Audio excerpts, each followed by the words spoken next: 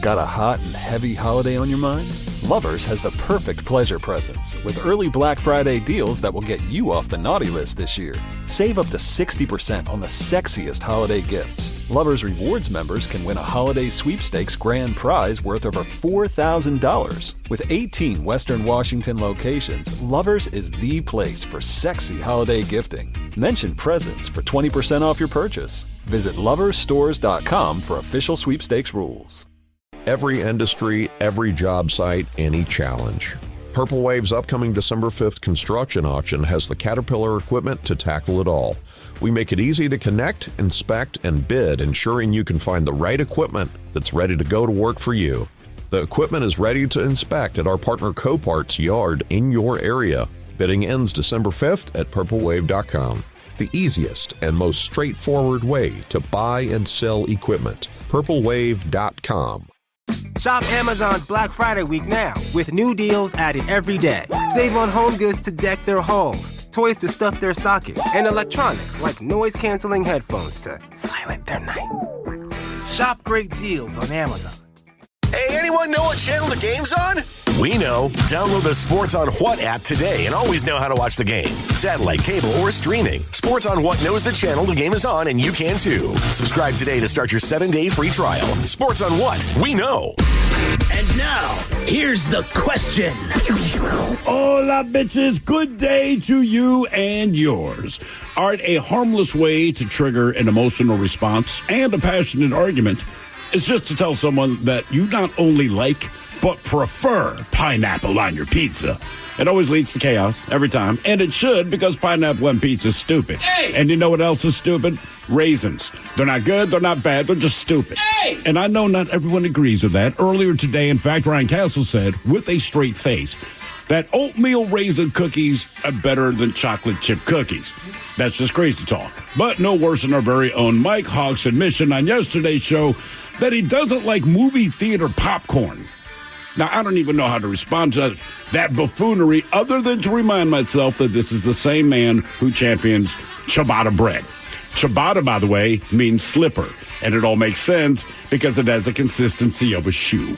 Now, see, opinions about food aren't the only way to lose respect for those around you.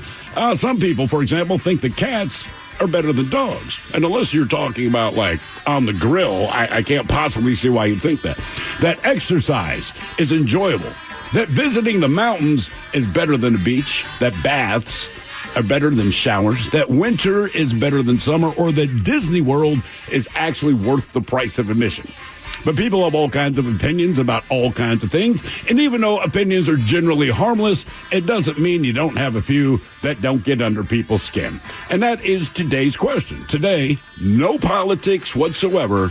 But what is your most unpopular opinion? To be a part of the big show, call 206-803-ROCK. Like the Men's Room on Facebook, follow us on Twitter and Instagram at Men's Room Live, and send those emails to the Men's Room at KISW.com. The debauchery rolls on. You're listening to the Men's Room with Miles and Thrill. 99.9 KISW. All the shows, away we go. Welcome to Season 19, Episode number 4,213. What a large and in charge program we have for you today. Guaranteed future repeat. Once again, we'll be joined by Taryn Daly and Steve Miggs from the Daily Miggs Morning Show. We will sit and spin. And as today is Election Day, hopefully you knew that. Today we have 10 songs that protest things. Now, are we aware that they're protesting things, or? Well, I mean, like sometimes you find know out later. Yeah, sometimes it's obvious. Other times, you've grown up with a song and your parents are like, do you know what that's about? Yeah. Say no. And you're like, oh my God. Whatever your favorite song is, try to sit down and write down the lyrics that you think are your favorite song's lyrics. I don't care what it's about. I mean, half the time you don't even know what your favorite song is about, let alone a protest song. But it's all kinds of different things as far as the music is concerned. Obviously, there are certain bands that still do protest songs. Sure. When you think of the world of punk, there was always something that was agitating That's what punk was somebody. about. It really was. Yeah, it was the reason it was there. When you think about rap and the roots of rap music and the bands and what they were singing about. Yeah, it was black punk. Yeah, it really was. So we've got 10 songs protesting things in honor of this big election day. Coming up as we will sit and spin at 4:30. Also, right before that, here's some good news. We have updated beer locations, the ones that have currently been shipped a lovely keg of Men's Room Holidays Porter from Black Raven Brewing. Yeah. So we'll get the updated list there out to you today at 4:25. Hopefully one of these locations is close to you because it's only available on draft. And if you haven't got a chance to try it yet, we'll hopefully steer you in the right direction. I'm not going to lie. I just hope a location is close to me. Exactly. We tried it Saturday. It is real good, man. It's a fantastic beer. So we'll give you the locations on the Holidays Holiday Porter from Black Raven Brewing at 4:25. And today on the question, we're not going to talk politics today. You're going to have enough of that for the next however long this is going to last. So we're going to steer clear of that. We're going to steer clear of religion and anything that is really not a heavy issue. If it's a heavy issue, just forget about it because you know what? A lot of those issues are popular. You'd be surprised. Right. You got a group to run with. So we're going to completely ignore that today and talk about other things that, quite frankly, would irritate you more. Sure. Depending on, what your stance is. We talked about earlier, there's the tried and trues of the world. Pineapple on pizza, Well, whether some that's are down to acceptable check or in. not. Said pineapple on pizza is delicious. Pizza in general is delicious. I'm not saying that pineapple belongs on pizza. I'm just saying, if you don't want your pineapple with pizza, then you should give it to me and stop complaining. Well, that's the deal. I do it with my wife all the time because I always bitch about pickles on my sandwich. I did not order pickles on my sandwich. It said roast beef or whatever the hell. Mm-hmm. But anytime I get it, I open my bun, and the first thing I do is grab my pickles. I hand them to my wife. She eats them. By the way, I don't remember the place that did this, but this pissed me off, all right? So I ordered a burger. This is a sit-down place. It was something like Red Robin, but it wasn't Red Robin. And like anything, I don't like all the veg and all that garbage on my burger, which is unpopular. But I take off my lettuce, take off my tomato, and I bite into my burger. Those sons of bitches hit the pickle on the bottom. Listen, I think as a rule, if you're going to put all that crap on someone's sandwich, you gotta look for your stuff. Either put it all on top or put it all on the bottom, but don't hide the pickle somewhere, man. That's not. It'd be like hiding the pickle between two patties and the cheese. What, you know what? As long as we're talking about it, why don't we go back to the old days? I feel like when you used to go to a sit-down restaurant, it was like served open. The burger, right? And all the toppings You could build it. We're on the top buns. You can kind of pick and choose what you wanted to put on it. Okay, I don't mind it when you put it on the side, but like I said, in this case, the burn to me was the fact that the pickle is hidden on the bottom. I'm like, who does that, man? Well, look, I was saying, I love pineapple. Pineapple's great. I mean, I'll take a grilled pineapple on a pulled pork sandwich. I've had the Red Robin, kind of like whatever that is, their Hawaiian burger where they put a grilled pineapple on top, maybe some barbecue sauce every once in a while, depending on what it is. Pineapple juice, I think, is one of the best underrated hangover cures on this planet. I'll eat raw pineapple. I love it. I love it. I just don't like it on pizza. So it's not that I don't like pineapple. I like pineapple, and I don't like fruits and vegetables, but I actually like upside pineapple. down pineapple cake or whatever. Yeah. Pineapple upside down cake. That to me, that stuff is fantastic. So upside down pineapple cake means you're a swinger. Right. Yeah. Now we have discussed many things in here. Ted, your family grew up going to the beach. Steve, you went to the beach quite often. You do every summer with your family. My brother, my sister, my whole family, they go to the beach for a week. Something I grew up with. Mike can't stand the beach. So everything about the beach, the sand, the dirtiness, the wind, but I think it's water, where you grow up because the beaches here suck as far as just relaxing. Yes. Because they're rocky. So the beach experience on the other side of the country, there's no rocks. I mean, it's all sand. So if you don't like sand, you're going to hate the experience, but it doesn't hurt. The beaches are full of people, and here, it's you need to wear your water shoes or whatever. Right. Because all the rocks, so it's a much different experience. But also, Thrill's right. The beach towns we grew up going to, like, part of going to the beach is just going to those towns because of miniature golf. Right. All the pizza, stuff. Roller coasters, like all the stuff you love as a kid and as a sloppy adult is there. Skee ball, you name it, pop shot. A chance to win some stuffed piece of crap. There's going to be bumper cars. Right. The whole experience. And that's the thing. The beach roller coaster itself is probably the thing you do the least when you quote unquote go to. So when you say on the East Coast, I'm going to the beach, you specifically say what town you're going to, and then it's about you can go to the Starboard, you go to this place, make sure you get pizza here, and nobody asks about the water, right? Nobody cares about the sand. It's just because I was about to offer the opinion that I've been to like Hawaii, I've been down to California, and I've been to the beaches out in those places, those nice tropical places where the beaches are just everybody wants to go for the beaches. It still sucks. I hate it. All right, I hate the sand. I don't like all that crap. I mean, you're not packing it up sucks. You're not wrong, but also part of the allure of just swimming in the ocean is just that, like, I don't know, it's like a natural ride. Sure. Yeah. I love lakes. Yeah, well, after an hour or two of that, I get tired of it. So Yeah. you got to pack lunch for everybody. That You're sucks. bringing That drinks. does. You got a cooler you're dragging behind. Someone's got chairs on their back. Somebody's carrying an umbrella. You got blankets. You got all this crap. You go out there and you sit down and you get everything ready to go. As soon as you get there, some kids got to pee, so you got to walk them back because they won't go pee in the ocean.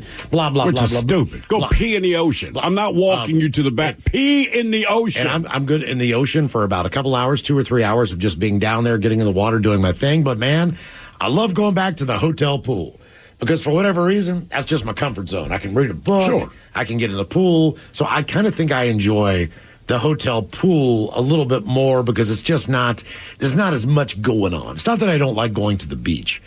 It's just that I kind of like just chilling by the pool. I don't think I have a problem with either. 'Cause truly, going to the beach for me, I'm not out to get a tan because that's not what brothers need to do. But I'm someplace I want to be. And typically it's summertime, which is my season. And if I'm out of town, there are palm trees, which always make me happy because it means I am somewhere warm that actually gets sunlight, right? So every time we go to Mexico, we will stay directly across from the beach. And I listen to those waves crash. I don't know that I've even walked on the beach. I think I've done it once when the kids were little because they wanted to splash in the ocean. My wife and I are eating oysters sitting on a wall. But I don't know that I've ever gotten in the Pacific Ocean in all of the years I've been going to Mexico. Literally, the beach is across the street. I'm like, yeah, it's cool. Looks great. I'm just in a place I want to be because same thing across the street are nothing but bars, cheap-ass restaurants. So I'm just drinking whiskey. And, man, that water looks nice. Have you put your foot in it? Absolutely not. Have you touched the sand? I haven't, but I'm, quote-unquote, at the beach. All right, did you guys ever go to the Outer Banks? Yes. No. So the Outer Banks, most of the houses you rent are massive. And usually you'll rent them with, somebody else. But they all have their own pools and stuff. So, you'll go to the beach. You'll swim. There's no lifeguards. It's a little riskier. But, half the time when we would go to the beach there, it's just to play, paddleball. Sure. Or frisbee. Right. Yep. Or throw a football. And then you're right. We would spend the bulk of the time in the pool at the place. That's actually what we did. Well, Delaware, just a couple of months ago, same thing. This community where they rented the house had a pool. And so day one, everyone goes to the beach. Yeah. By day two, half the kids are like, I'm just going to the pool. I'm like, I get it. Because you actually want to swim. And I feel like kids want to swim more than adults. And then For the adults most part, want to read books and get tans and all that kind of crap. But then also right behind the pool was a pickleball court. So me and my father-in-law were like, look, awesome. While they're splashing in the water, we're going to work up a sweat. Oh, by the way, that old man beat my ass in pickleball in every single game I played. You hadn't played before. Pickleball is Still, man, he's like 75 years old, and he's only there for a few days because he had to go to the hospital because there was something physically wrong with him. He wasn't even supposed to play pickleball, but he's like, F that, I'm going to play. And this dude beat my ass the whole time. The number one expanding sport in the United States of America is pickleball. It's a fun sport. I've never played. I've never heard anybody who's played pickleball say anything but, man, what fun it is, what a great time it is. If you go down to Palm Springs, there's pickleball courts everywhere. It's like human ping pong, and you can be old or young. Okay, but there is a group of people that absolutely cannot stand pickleball players. They hate the entire sport. They despise Have they played the sport to hate it? It's one thing to hate a group of people. Like a lot of people hate joggers or they hate bikers, and people have their different reasons. And look, I'm not into jogging. I obviously know how to ride a bike. They don't necessarily bug me, but if I had an opinion, at least I could say, well, I've done both of these. I think a lot of tennis players That's exactly have a right. That is because exactly who hates them. Pickleball, because pickleball people show up earlier than them and take over the court. They take the court. So in other words, if you have one tennis court, they will come in and put 3 pickleball courts on that one tennis court. So they're down a tennis ball court. And then the more popular the sports gets, now there's another tennis court. Maybe they got 4. Now half of them are pickleball courts, which don't give access for the tennis players. So they absolutely cannot stand pickleball, just the intrusion of it onto their property. But it's not like skiers with the snowboarders. Correct. You're crowding their mountain. Well, it's a mountain. That's but they a great can analogy. both still go down that mountain. When the pickleball players show up, you can't play tennis. Okay, now that's fair. So based on that argument, what are skiers bitching about then? Because you're right. Like, I'll tell you what they're bitching about. You can still ski, but the tennis players, they can't play because old folks are taking over. I'll tell you why. I get it. I'll tell you why. Because skiers typically do not take a break in the middle of the run. Well, yes, so this is true. When you're flying down a mountain and you're skiing and you can't turn as quick or stop as quick, depending on your skill level, when you've got like 3 kids that have just plopped down in the middle of the run, I think that's what irritates skiers. Just because, like, if they are going to stop, they're more than likely going to pull to the side. Sure. And take a break on the side. Well, also, you got to remember, though, on a snowboard, too, if you eat it, you got to sit back down to strap back. You know what I mean? Like, right. That's part of the reason they're usually stopped. Okay, because part of it. Getting resituated. As opposed to just chilling and waiting. Okay. But I will say, as a snowboarder, it is fun. I try to get off to the side. Sure. But it is kind of fun to just plop down for a minute and be like, oh, man, it's nice. Okay. Well, but everything works like that, right? So when radio first became a viable thing, started reaching across the country, people in theater hated radio. Yeah. And then when TV came around, a lot of radio people got hired to pioneer these TV shows, but people in radio hated television. Then network television hated cable. Then cable hated streaming. I mean, it goes on and on and on. I'm going to give you guys some scenarios here. Real quick, I would say, even where I grew up, right, there's these ballparks, right, at the end of Rhode Island Avenue. Now, in the spring and summer, there was fences. Okay. So they were 3 baseball fields. But then in the fall, or by the end of summer, when they took those fences down, then they would put up goalposts. Right. So and soccer goals. So then you'd have, so you couldn't take BP anymore because you'd hit a soccer player or a football kid in the head. Can't do that. But that was always a big argument. Like, we played a lot of baseball, so we were happy when they went up. But like everybody else hated it. But you're right, it's just about space. And it still has a big, dirt streak across the field when I played football. Oh, yeah. Because we have a couple of field, like when a kid's playing soccer, man, there's one great field, and I can't remember it.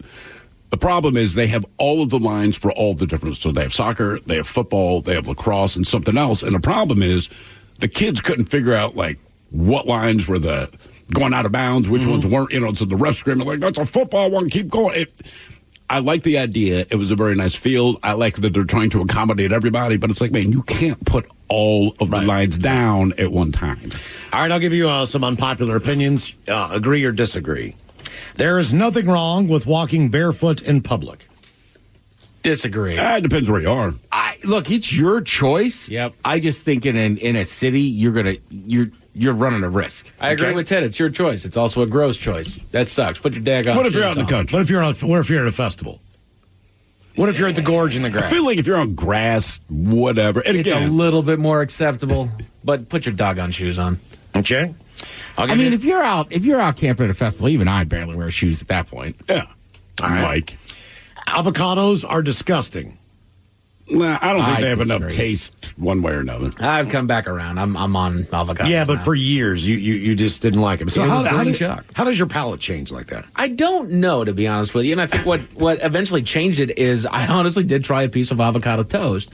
The wife made it, and it was different than I had ever, I'd had, sliced or chunked avocado, whatever it was. This was just mashed down there. It had a little salt and pepper and tomato on there. It was like, this is actually pretty damn good. It's weird. A lot of times it depends guac. where you are. And guac as well. My wife hated tomatoes for as long as I had known her. But the first time we went to Mexico, she actually just ate a fresh tomato. She was like, oh, my God, these are delicious. I'm like, right, because that's what tomatoes taste like. We do something a little different up here. So now she likes tomatoes. It's amazing. Well, and I told Mike this for years. Like, I was like anti-avocado, and then sometime in my 30s, I was like, I love avocados. What got you to try? Was it guacamole? What was the change of? Probably guacamole. So I You feel just like- keep trying it. Guacamole to me is like the, what do they call it? The California roll for sushi. So someone's like, I don't want to try sushi. And you go, get the California roll, bro. Right. It's just smoked salmon, cream cheese. And they go, not so bad. So with avocado, because I never wanted to try avocado, but I realized I didn't mind guacamole. So I finally did avocado. I'm like, this is like bland guacamole. And you were saying earlier that your kid doesn't like mustard, and that's why I said, because I think palates change over your. I didn't like coffee as a kid. I enjoy it now. First time I had beer, I thought it sucked. Sure. Oh, yeah. So I just assume kids have such more sensitive taste buds that your kid doesn't like mustard. Which I almost put him up for adoption. And I thought, man, I told him his mouth is stupid. To me, ketchup does not belong on a hot dog, but mustard absolutely needs to be there if you're doing onions or kraut or whatever you're putting on there. I agree. Ketchup on a hot dog disgusts me. My wife So does doesn't. relish. And so does my son because he won't do mustard. And he thinks I'm a freak because I just put mustard on my hot dog. Bro, it's a hot dog. I think there's also those foods and those food combinations that you can try and you might like this someday. You don't inherently don't like it. You just it's not for you, sort of a That's thing. And fair. avocado was It's that like way. jazz. Onions on burgers was that way for me for a long time. But just I didn't go out of my way to take them off nor put them on. But there came a point where I was like, doggone it, I really want to put onions on the sandwich, whatever it was. It depends However, how they do it. I stand firm on coconut. I am still anti-coconut. I do not like coconut. Get it the hell out of Grilled out of onions or fresh onions on a hamburger. Either or. Bro, you could go either way. I love grilled onion. I go fresh. But they have to be yellow onions. You go to some place. What about a red onion? They put the raw red onion on there. It's just too much. And I like think a burger should have raw red onion. Really? Yeah. Oh, yeah. You're a freak. Well, I also like a yellow onion. That's what I'm saying. But Yellow onion. definitely raw. Yeah, I'll go raw. I like both. I mean, to me, the best onion is just to caramelize it. Yeah. Oh, yeah. I mean, come on. But with most things, if you don't like it and you cook it down in butter. Right. Yeah, it gets a little better. Yeah. Mushrooms, whatever. Yeah. No politics whatsoever today, but what is your most unpopular opinion? 206. When you think about businesses that are selling through the roof like Aloe, Allbirds, or Skims, sure, you think about a great product, a cool brand, and brilliant marketing. But an often overlooked secret is actually the businesses behind the business, making selling and for shoppers buying simple. For millions of businesses, that business is Shopify. Nobody does selling better than Shopify, home of the #1 checkout on the planet and the not-so-secret secret with Shop Pay that boosts conversions up to 50%, meaning way less carts going abandoned and way more sales going.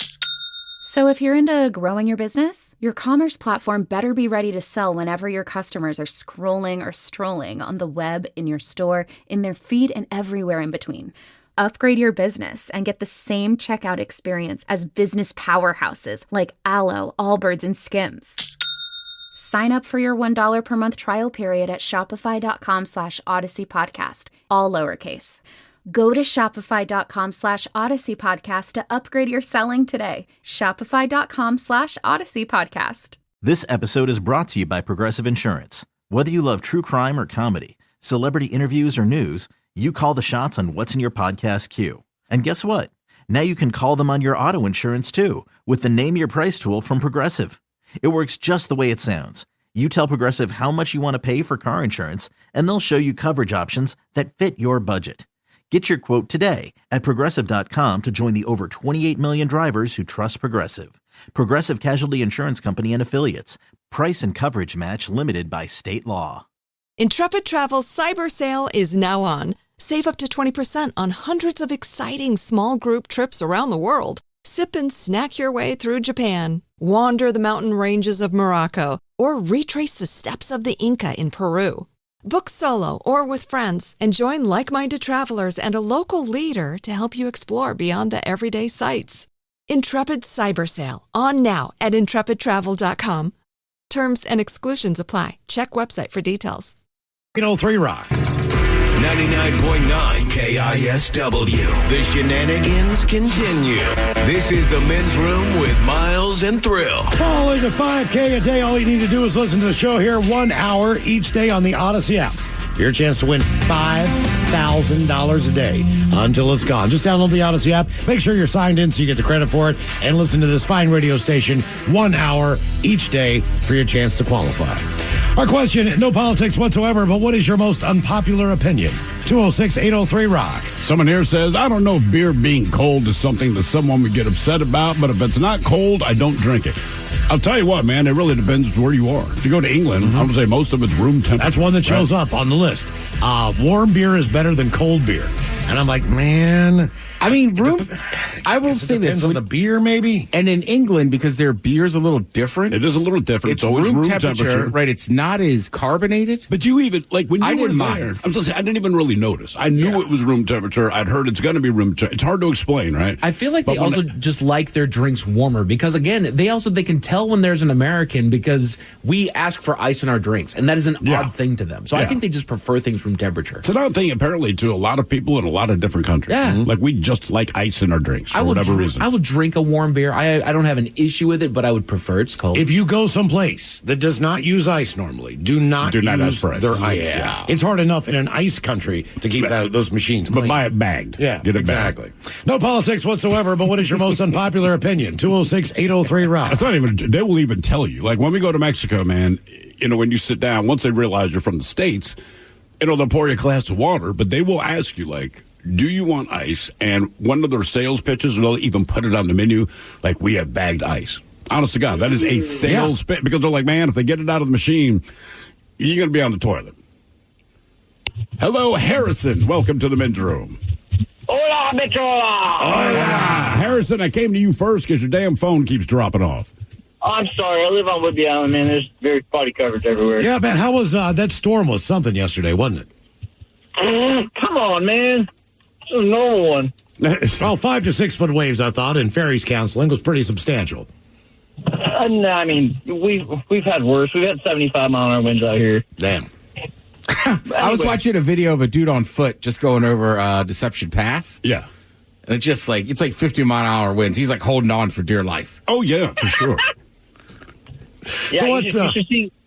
Go ahead. Sorry. About a year ago, we had a semi-truck flip over and smash against the railing on the bridge. It was just not the first. It was stuck there. Not the first time. It's happened many times, but yeah. Okay. Definitely windy out there. What's your unpopular opinion? So my unpopular opinion, I'm a very avid hunter, and I feel like hunting. If you can barely afford a license that's way too expensive, why pay for it when you can just go out and spend $1 on a shotgun shell and feed your family for a week instead of spending $90 at the store? You know. Yeah, I don't know. To me, it's probably a money grab is my guess. Because the things that you do need a license for versus the things that you don't. Like, having kids. Like, man, maybe that should be licensed. You should have to have you should need a license for children, not hunting. Because think about it. If you are like, I want to say, like if you run a daycare or something like that, like a legal one, right? You have to be licensed to do it. I'm like, they're watching kids. Right. I just had I can tell you, no questions asked. I can tell you, growing up in West Virginia, the reasons they do it there. So the reasons they do it there, and they scatter the seasons, and they have different seasons for different, bow season, musket season, gun season, is based on population control. Same with bears, and how long that season is open. And if you kill an animal without them knowing it's a numbers game. Because they're trying to keep the population, and they're trying to. One's not going to mess up the equation, right? But in general, the reason they do that is look. Sometimes the deer are overpopulated, and they will expand doe season for a week or two because they need to bring the population numbers down more. So that's basically same with fishing license. It's the same thing. That's why you're only allowed to take X amount of. But how many different licenses do you have to get for your hunting there, Harrison? Say you want to hunt migratory waterfowl, which is ducks and geese, right? You got to get a small game permit and all sorts of other crud that you really don't need a duck stamp. When I first started hunting, it was $5. Now it's up to $35. I will say they should actually give you money to hunt geese because most of us hate them. I don't know anybody who's pro geese. They're so tasty, man. Exactly. But they're everywhere. I mean, yeah. So how much you have to spend in a year for all of your different hunting licenses? It rolls just to shoot a duck. It rolls up about like $150 to $170. To shoot a duck? Dang. A duck, one duck out of the air, one duck that will feed you, not your family, you. Well, you got to get all those licenses, but how many ducks can you shoot? I mean, endless amount. I mean, you could 5 per day, and you're allowed to have 7 on your body. So you can have 7 ducks personally, which means you got to keep 2 from the day before, but you're only allowed to have 5 total. All right. What are some of the other rules with the different animals? As far as how many you can take a day or season? So there's all sorts of different small rules. My main thing is I wanted to prove a point, or just put this point out there that I don't want some Ricky Rainwater going up and shooting 47 moose up in some valley because he's just twacked out on something. Sure. I want people to like actually responsibly take game for their families. A guy got arrested in England this past week because he was taking his dogs, and you are allowed to hunt with dogs in England. Obviously, that's part of fox kind of a big thing. The beagle world, like tracking those things down and use. But he was hunting deer with his dogs. All right. So he would just let the dogs go and sick deer, and you are not allowed to do that there. You can do small game. So are the dogs taking the deer down? The dogs are taking the deer down. Oh, well, Jesus, man, and then once they get it down, he's then going he walks ending the situation and then taking the deer out. But, you can't hunt deer with dogs in England. I learned that one this week. I always thought, they always say it's the thrill of the hunt. This guy's like, nah, not for me, man. I just let the dogs do it. Mm-hmm.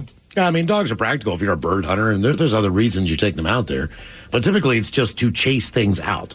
So dogs, if you do go grouse hunting or any type of fowl that's quail or anything you're trying to get up in the air, the dogs shake them up, and then you can take a shot. But they're not the ones they'll bring them back, but they're not the ones putting their neck around taking the thing down. Yeah, exactly. No politics whatsoever, but what is your most unpopular opinion? 206-803-ROCK. And anybody can hunt like that. Yeah, I can go hunting if that's the case. Like, hey, Molly, just go get him. I'll just shoot him when you get him down. God, she would take you back some weird stuff, dude. I figure if you just suck her on like an open field, she'd bring back some weird like groundhog. It would be anything that you don't want. Right. But somehow that's just how she operates. There'd be pheasants flying all over the air. There's rabbits that are bouncing all over the place, and she'd find some weird like weed rat. It would be something you don't want to eat. Right? It'd be like, what's that? It'd be like a possum. Yeah. Like, thanks, Molly. Actually, we had a friend over last night briefly, and she knows the dog, and my dog does whatever she does. And I said, I got 3 words to describe my dog. She is cute, she is loyal, and she is annoying. And the woman was like, you know what, that's very accurate. I said, yeah, she's cute as hell, loyal as hell, and annoying as hell. No politics whatsoever, but what is your most unpopular opinion? 206-803-ROCK. Hello, Joe. Welcome to the men's room. Well, hello. How are you, Bicholas? Hola. Doing great. I'm sitting here on the back porch with John Boy. He's talking with Daisha. He needs to hang up the phone, and we need to talk to you folks. Yeah. Okay. We'll do one at a time. How's that? Pick one. Let's go. All right, go ahead. You're up. Oh, what was the question? What is your most unpopular opinion?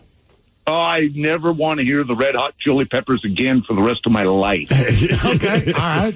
Fair enough. If you could please, Sweet Baby Jesus, 6-point ounce Baby Jesus, never play that on KISW. You know we're going to. Years. But let me ask, what is your least favorite song? I will tell. Okay, John, am I wrong? John, am I wrong? Talk to us, Joe. You have an opinion, John. Talk to us, Joe.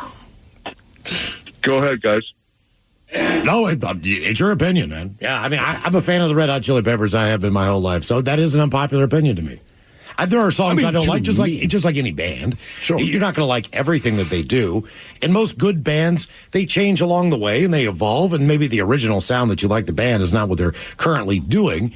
It's easy to make arguments like, look, Anthony Kiedis is not the most prolific frontman or lead singer of any band, but he fits. He's a very prolific frontman. He's not a very good singer. Correct. I mean, when you watch him, like, dude, he's got all the energy. That's the way you want your frontman to be. And I'm a Red Hot Chili Peppers apologist.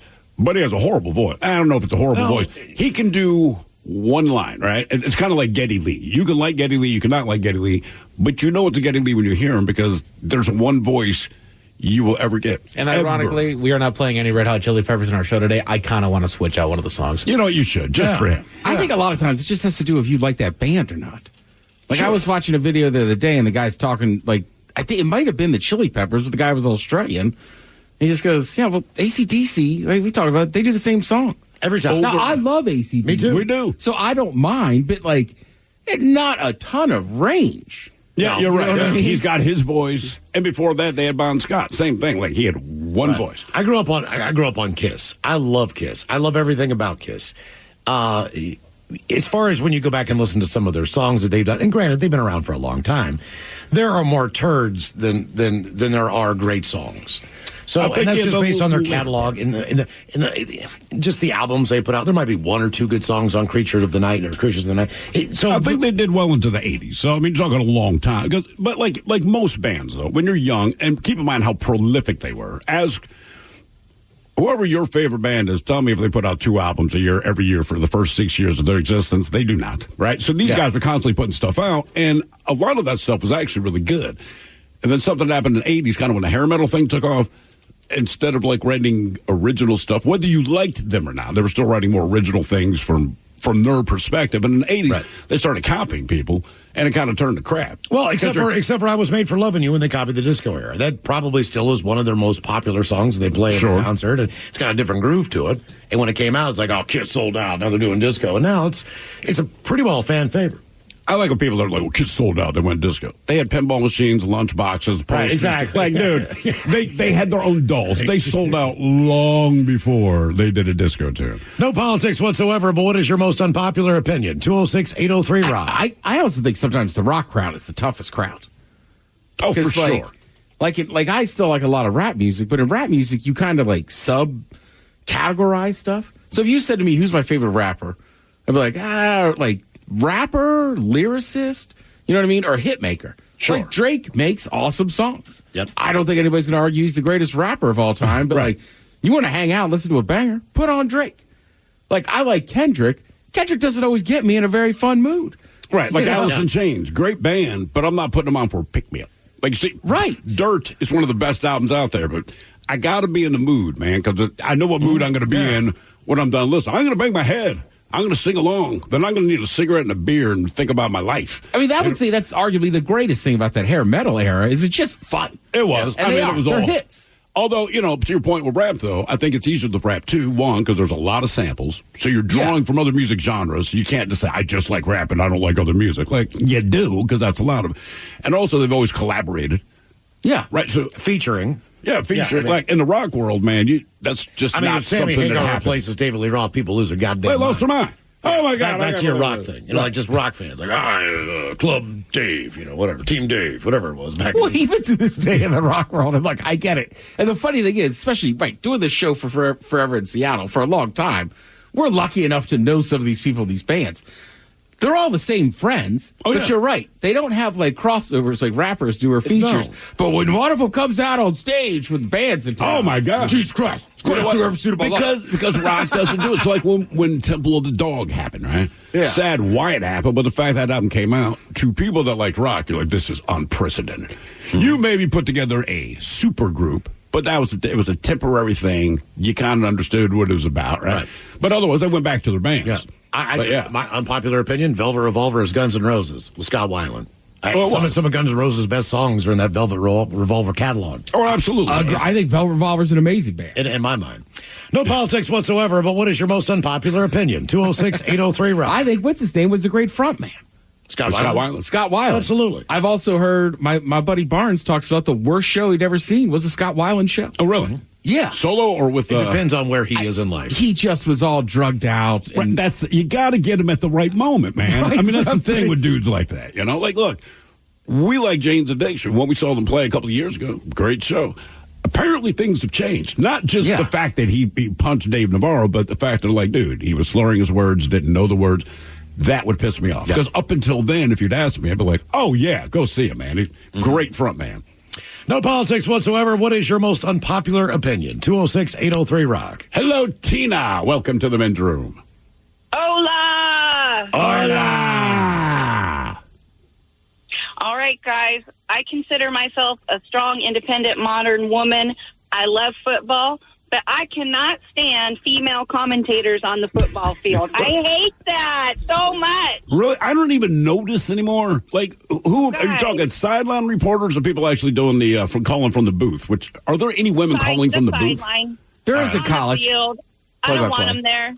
I don't want them there. So what's your reasoning behind it? I don't have any reason. It's just wrong. I mean, it's not okay. I don't care that they're in high heels and their fancy fur coats and all that hair and makeup, and I want football, raw football, and I just don't feel satisfied when I see them standing down there. Well, I can tell you the guys appreciate it. That is why they're there. So look, you got to remember something else. There is a color commentator and there is the play-by-play guy, and typically there's two people in sports in each booth. One person is a person who's played the game and knows that aspect of it. They're the color person. Mm-hmm. The other person, Jim Nantz, or Joe Buck or whatever, never have stepped on the field. Now, Jim Vance, great golfer. Is he pro level? Absolutely not. When he calls golf tournaments, does he know what he's talking about? He sure does. Joe Buck can call golf. He can call anything. But when you're looking at someone, you can be an expert and not play the game and not be involved in it. With women, women play basketball, women play softball. It depends on what sport you're watching.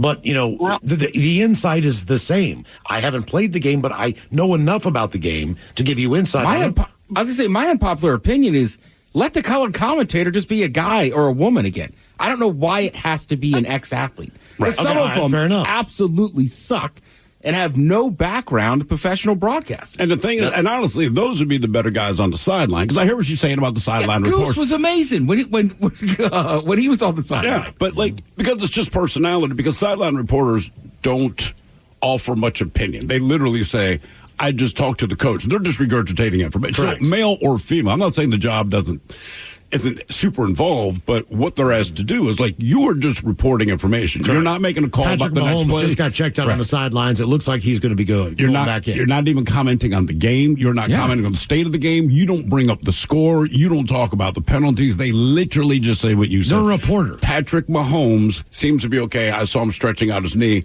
The coach said we need to. That's it, man. Carson Wentz he's gotten up and he's starting to throw, but it looks like Mahomes is going back in.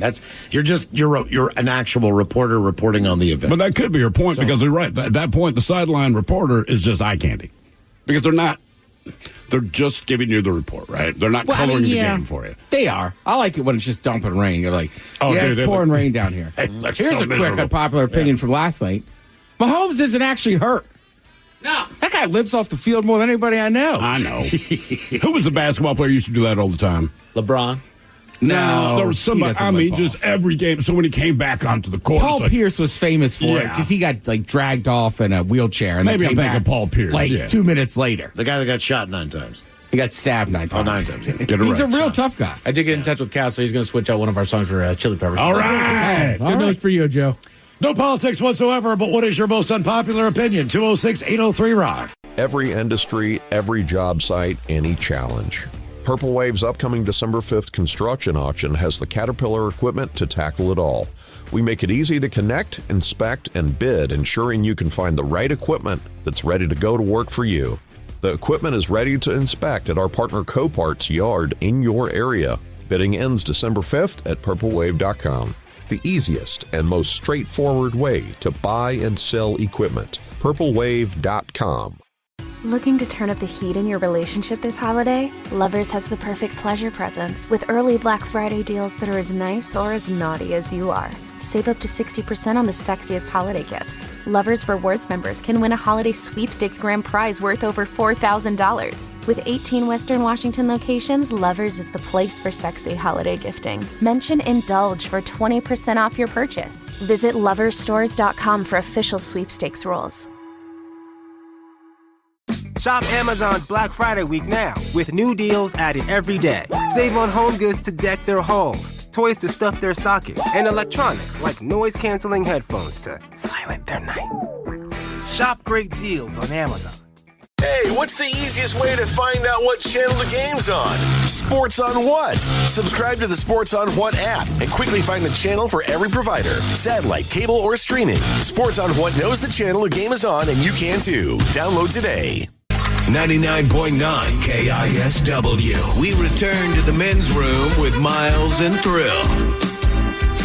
Men's Room holiday porter from Black Raven Brewing. We have locations, the ones that have so far had a keg shipped their way. Nice. We will give you some of those locations coming up at 4:25. It is a work in progress as far as the establishments that are getting it. So we have the partial list and the first people to get the beer on draft. We need to get Castle to get us one of those pony kegs. Yes. For the kegerator here, because we've blown the keg that we had of the IPA. Just Today saying, would be that a good day nice for a day. Cold beer, right? Yeah. Beer locations are coming up at 4:25 right after emails on our question. No politics whatsoever, but what is your most unpopular opinion? 206-803-ROCK. Couple of texts here. Start with these two. I like this. First one says, I hate summertime. Anything over 75 degrees is too hot and there's bugs. Other text, I hate snow and winter sports. Okay, I'm right there with you. Including hockey, which is basically I like soccer, hockey. which is basically soccer on ice. And I really hate soccer too. All right. Well, I'm not playing hockey. If I'm down there, I'm probably not cold. It's not that I don't like skiing. I get tired quick and I can't stand snow. So all of that combined, I typically have a decent time. I'm not the greatest skier in the world. Yeah, I mean, skiing's fun, but I don't like snow. But it's something in the snow that I can enjoy. But there's nothing else about snow that I like. Sled riding. Except when I was a kid and I got to stay home from school. That was it. I hate snow. But that's just me. Yeah, I mean, look, as an adult, if it's on the weekend, you don't have to work. It's like, all right, whatever.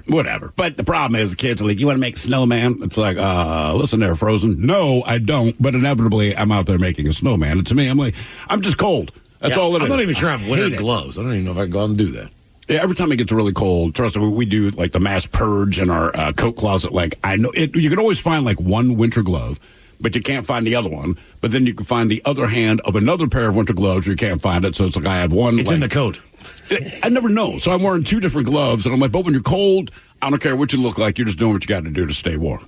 Ted, I agree with this one. I think you will, too. It says, my unpopular opinion, Notre Dame doesn't deserve to be ranked so high every year in college football for playing trash teams that they say, well, we have to play them every year.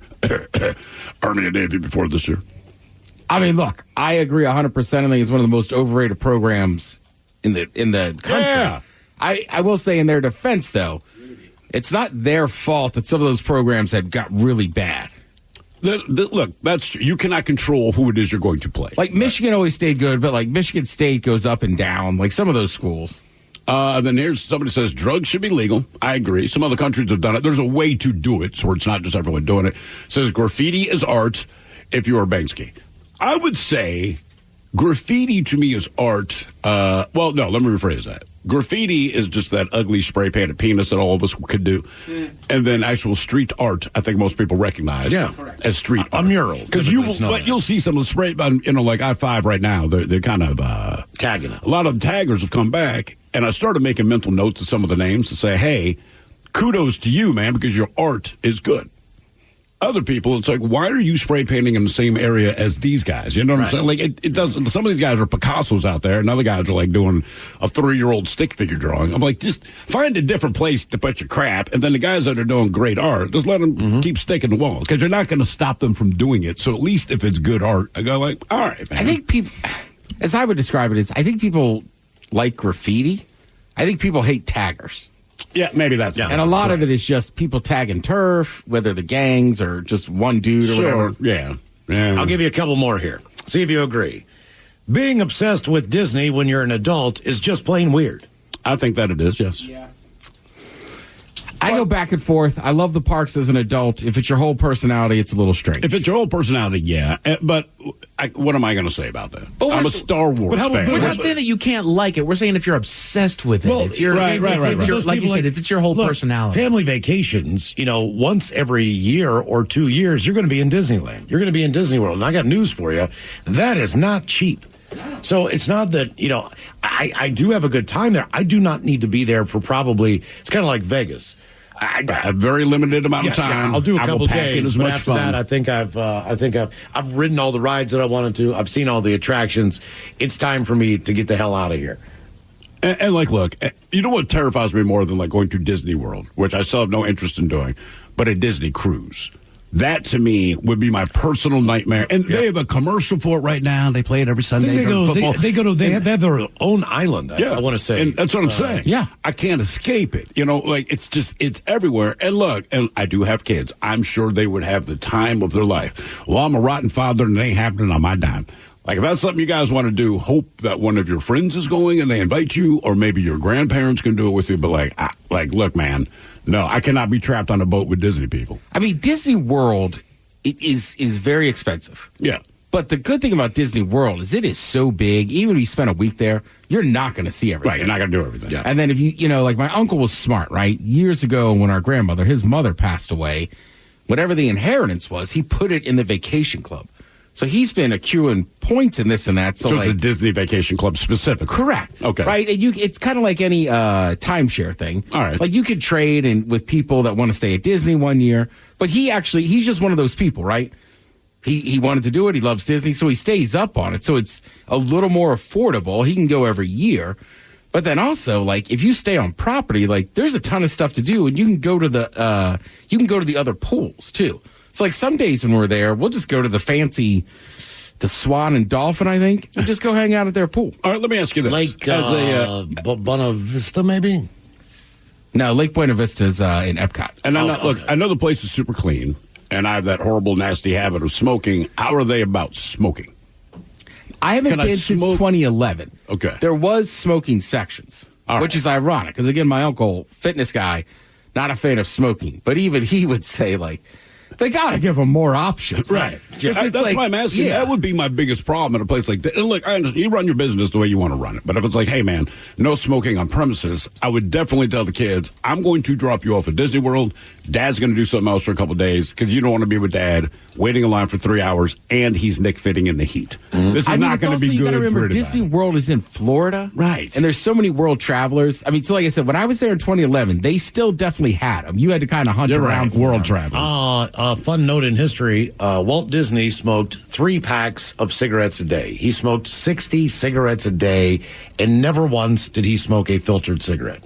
He also was a devout racist and was scared of mice, right? I mean, the honest to God truth about this guy. So the thing that he put forward, happiest place on earth, I don't know that he was the happiest man on earth. No politics whatsoever. What is your most unpopular opinion? 206-803. I told you they used to have a, like in the downtown Disney area, they used to have like one of the first ESPN clubs. All right. So me and my cousins are in there. We're having fun, right? And we're drinking. And like there's very few places that stay open like Disney World.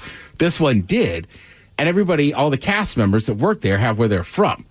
So I see a guy, he's from Seattle. And I'm like, hey, man, you're actually from Seattle. And he's like, yeah, you too? I go, yeah, blah, blah, blah. All right. I got 2 questions for you. And he goes, you won't find weed here. What's number 2? He's like, well, what time's last call? Right, damn, you already. You won't find weed here. Hello, Allie. Welcome to the men's room.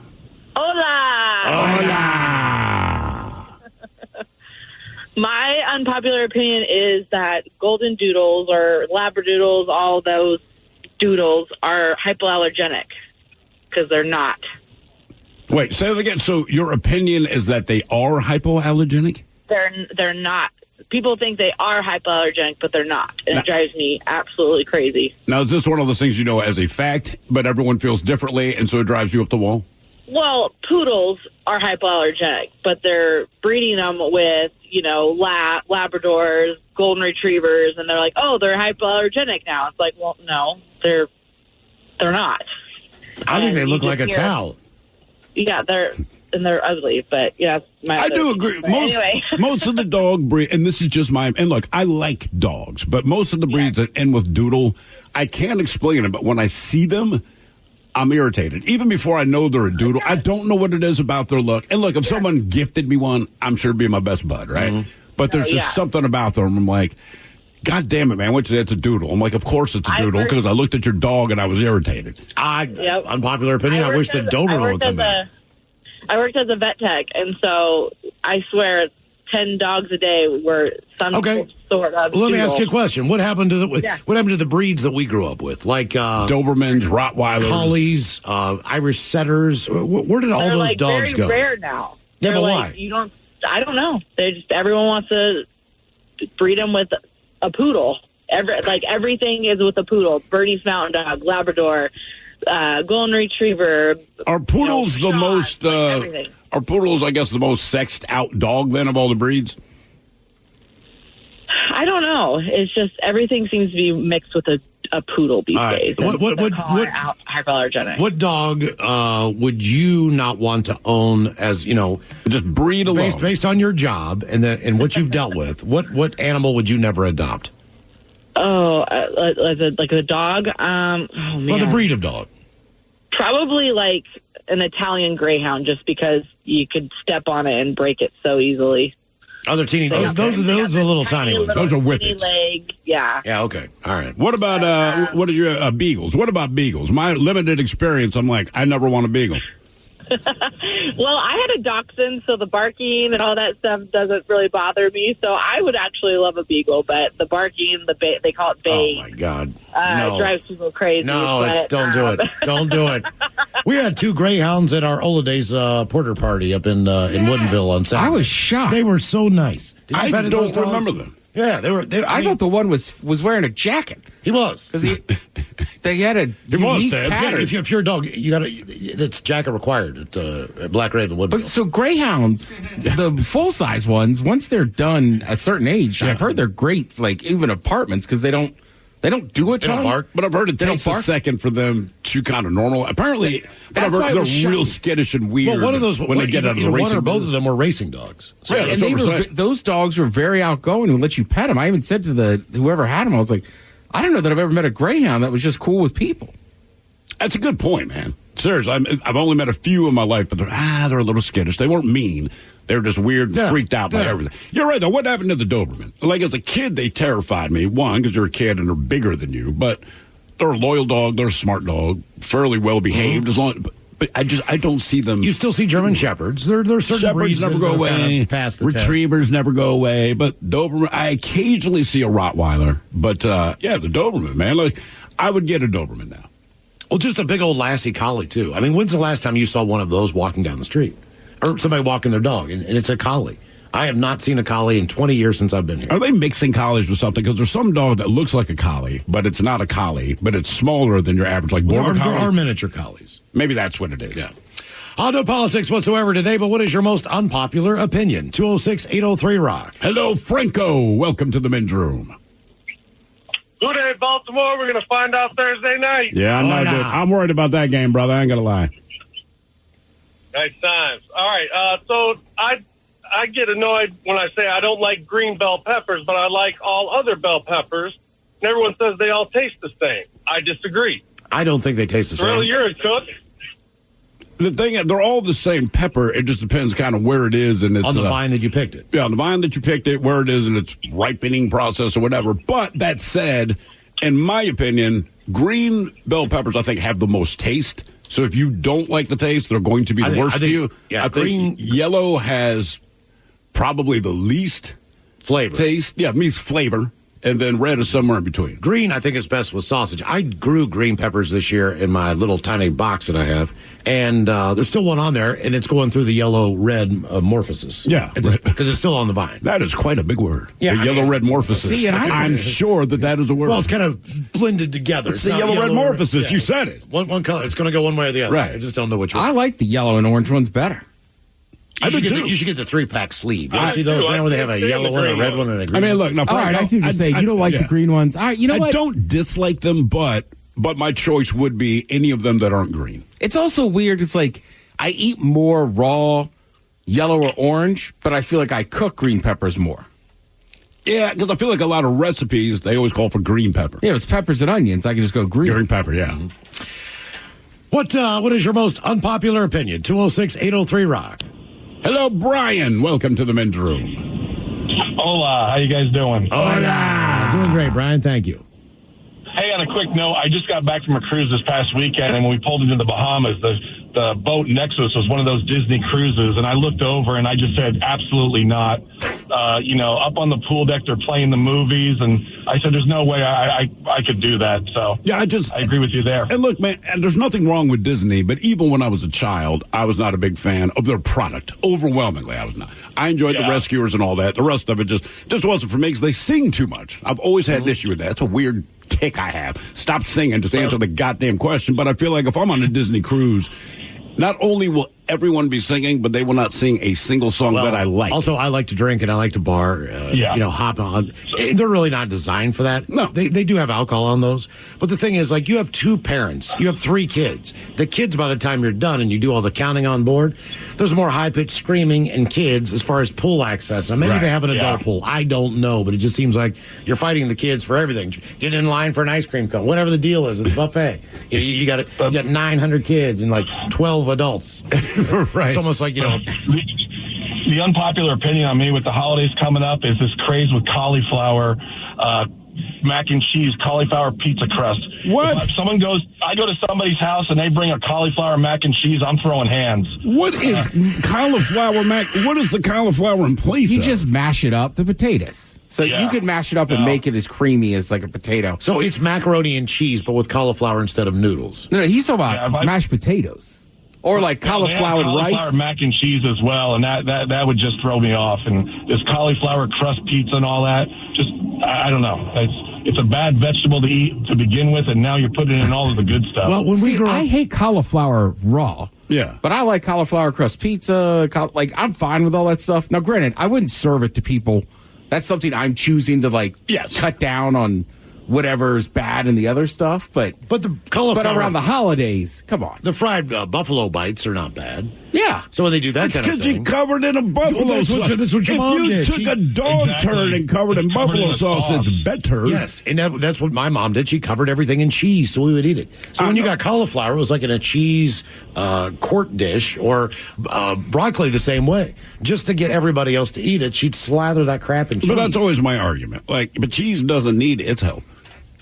That's all, and I get a lot of people that do smother the broccoli and cheese, and some people actually like the taste of broccoli and cheese together. I get that, but trying to convince me to eat it, like, man, you can just give me the cheese. I'm still not eating the broccoli, because while it helps, as soon as your teeth gets through the cheese and gets through the broccoli, all I taste is broccoli, and all the broccoli's doing is ruining my cheese, which makes me dislike it more. That's like peeing on my bed at this point. Yeah. I mean, look, you're not wrong, but...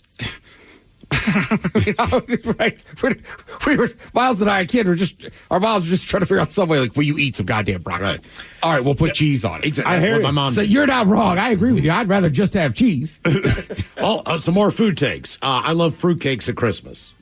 Oh, no, man. Okay. Fruitcake, it just does If you not like taste right. fruitcake, do yourself a favor. Collins Street Bakery. Is that local? No, it's in Texas. Oh, but I guess they it's ship out. arguably the place that Okay, kind of all right. invented the fruitcake in the States. Pizza tastes better in the morning cold. I have a soft spot for cold pizza, but I love cold Italian. I like cold pizza. Like, I'll have pizza hot or cold. It's never better than when it's fresh. Yeah, I tell you what, I think you got to eat the pizza at the place. If you order a pizza, it's so much better when you. It is better at the if they place. have a place for you to sit down and eat it. For whatever reason, it's like it's just a level above. I mean, yeah, it there's tastes some fine when you get nostalgia home. with that, too. You get that big old pie right there in the middle. And I think it also depends on the style of pizza. Ted and I were talking about a place kind of near our homes the other day. Ted said, how's the pizza? So we ate it there, right? And it was outstanding. Took about 4 slices home as leftovers, and even just later that night when I went to heat it up, it just was not good. Yeah, period. No politics whatsoever, but what is your most unpopular opinion? 206. When you think about businesses that are selling through the roof like Aloe, Allbirds, or Skims, sure, you think about a great product, a cool brand, and brilliant marketing. But an often overlooked secret is actually the businesses behind the business, making selling and for shoppers buying simple. For millions of businesses, that business is Shopify. Nobody does selling better than Shopify, home of the #1 checkout on the planet, and the not-so-secret secret, with Shop Pay that boosts conversions up to 50%, meaning way less carts going abandoned, and way more sales going. So if you're into growing your business, your commerce platform better be ready to sell whenever your customers are scrolling or strolling on the web, in your store, in their feed, and everywhere in between. Upgrade your business and get the same checkout experience as business powerhouses like Aloe, Allbirds, and Skims. Sign up for your $1 per month trial period at shopify.com/Odyssey Podcast, all lowercase. Go to shopify.com/Odyssey Podcast to upgrade your selling today. Shopify.com/Odyssey Podcast. This episode is brought to you by Progressive Insurance. Whether you love true crime or comedy, celebrity interviews or news, you call the shots on what's in your podcast queue. And guess what? Now you can call them on your auto insurance too with the Name Your Price tool from Progressive. It works just the way it sounds. You tell Progressive how much you want to pay for car insurance, and they'll show you coverage options that fit your budget. Get your quote today at Progressive.com to join the over 28 million drivers who trust Progressive. Progressive Casualty Insurance Company and Affiliates. Price and coverage match limited by state law. Intrepid Travel's Cyber Sale is now on. Save up to 20% on hundreds of exciting small group trips around the world. Sip and snack your way through Japan. Wander the mountain ranges of Morocco. Or retrace the steps of the Inca in Peru. Book solo or with friends and join like-minded travelers and a local leader to help you explore beyond the everyday sights. Intrepid Cyber Sale, on now at intrepidtravel.com. Terms and exclusions apply. Check website for details. The most magical time of the year is finally here, and Hallmark Gold Crown has everything you need to ring in the season. So what are you waiting for? Deck the halls with festive decor. Trim the tree with our new collection of over 400 keepsake ornaments. Get your gift on with unique presents and cards. And wrap up your holiday shopping with beautiful ribbons, bows, and gift wrap. No matter what your holiday traditions look like, Hallmark Gold Crown is here to help bring joy to your world. Winterfest is back in downtown Snohomish, a weekend full of fun for everyone. December 13th, 14th, and 15th. Amazing events like a Santa breakfast, a gingerbread house party, and an ice sculpting contest at Winterfest in downtown Snohomish. Entertainment throughout the weekend, December 13th, 14th, and 15th. Get more info online, historicdowntownsnohomish.org. That's historicdowntownsnohomish.org. 803 Rock. 99.9 KISW. The Men's Room returns with Miles and Thrill. Coming up, Jared Daly and Steve Mix from the Daily Mix Morning Show. They will join us to sit and spin today in honor of Election Day. We have 10 songs that protest things. That's coming up right after emails on our question. No politics whatsoever, but what is your most unpopular opinion? 206-803-ROCK. Here's one from the text line. Vienna sausages are delicious. I mean, man, they're just not. I'm sorry. When I was a kid, again, I did enjoy them as a kid. And then as I got older, I don't know, there's something, the consistency does not make my mouth happy, but there's something about the aftertaste of eating a Vienna sausage, or that aftertaste, it just reminds me of regret. Like, you should not. The only meat in a can I'll do is fish. What kind of fish? Tuna, chopped clams. Sure. Those type of things. Sardines, I don't think are bad. Anchovies. But once you start putting pork and beef into a can, you're just asking for trouble. You remember the entire chicken in a can? Yes. And we had one. And it's the size of a normal soup can. Then you open it, and this chicken, it's all compressed, and then it pops out. Yeah. It was unsettling. There's got to be pork and stuff in a can I eat, though. Well, Vienna sausages are pork. In the Spam? Yeah, Spam. All right, there you go. Okay. And you like Spam. Spam's not the worst. Why is Spam, in your opinion, so much different than Vienna sausage? The consistency is definitely a little better. It's a little bit more parts and a little bit more fat. So when you fry a little more parts, it crisps up like bacon or the secret sausage. is parts, and it's just got a nice crunchy outside to it and very salty inside, but very, very salty. And I mean, I cook it. You can eat it raw. People do. Yeah, I wouldn't. I know, man. That's just. I don't know. I mean, my dad used to eat sardines straight out of the can. I remember that. Like, he wouldn't even put them on a plate. See, I go mustard, not oil. He would do either. I think, if I remember right, he preferred mustard, but they didn't always have mustard. So if it was an oil, he had no problem just opening it up, and there's like that hazy film on top, just taking a fork, sitting in front of the TV, and mealing. Tuna fish in oil is superior. No. Yes. No. What are you using it for? Like to make tuna salad? No, man. Yes. Really? Yes. Why do you think so? Try it. Do you use the albacore white or the chunk light? I use whatever is in oil.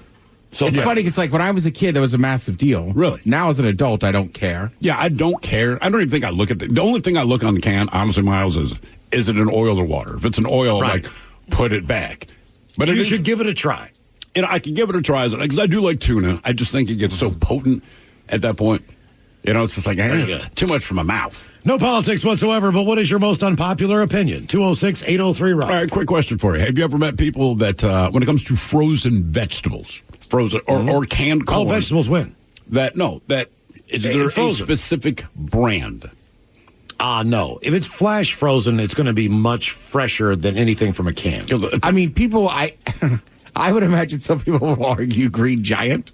Okay. Just because it was hammered in our heads, but Bird's Eye is the original. As long as I could steam it in the bag, if I'm going to microwave it, I don't care what the brand is. I grabbed the wrong canned corn and the wrong frozen vegetables when we're in Delaware.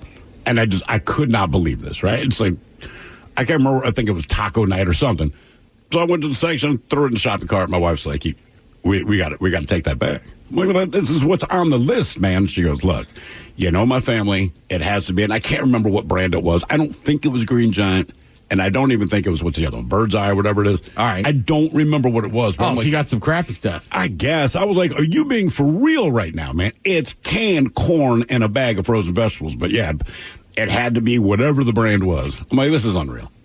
Like, now I want to leave. I can't deal with that. Come on, man. It's canned corn. Would they even know? She's like, they would know. I'm like, all right. Well, I mean, listen, I like corn, right? But I think it's Green Giant. But they make one in a butter sauce. All right. Like, it's so buttery and delicious. In the can? No. In the frozen bag. Oh, okay. But there can't be any real redeeming values. I mean, corn, as far as the vegetable goes, already kind of skating by. Right. But that's one of those things at a holiday meal. I want that super buttery corn that's frozen. Absolutely. How do you prefer your corn? Because, again, Thanksgiving, right? So, for whatever reason, and this drives me, maybe it's just not in season, but I'm like, I would rather just have corn on the cob. For Thanksgiving, I would almost rather have cornbread.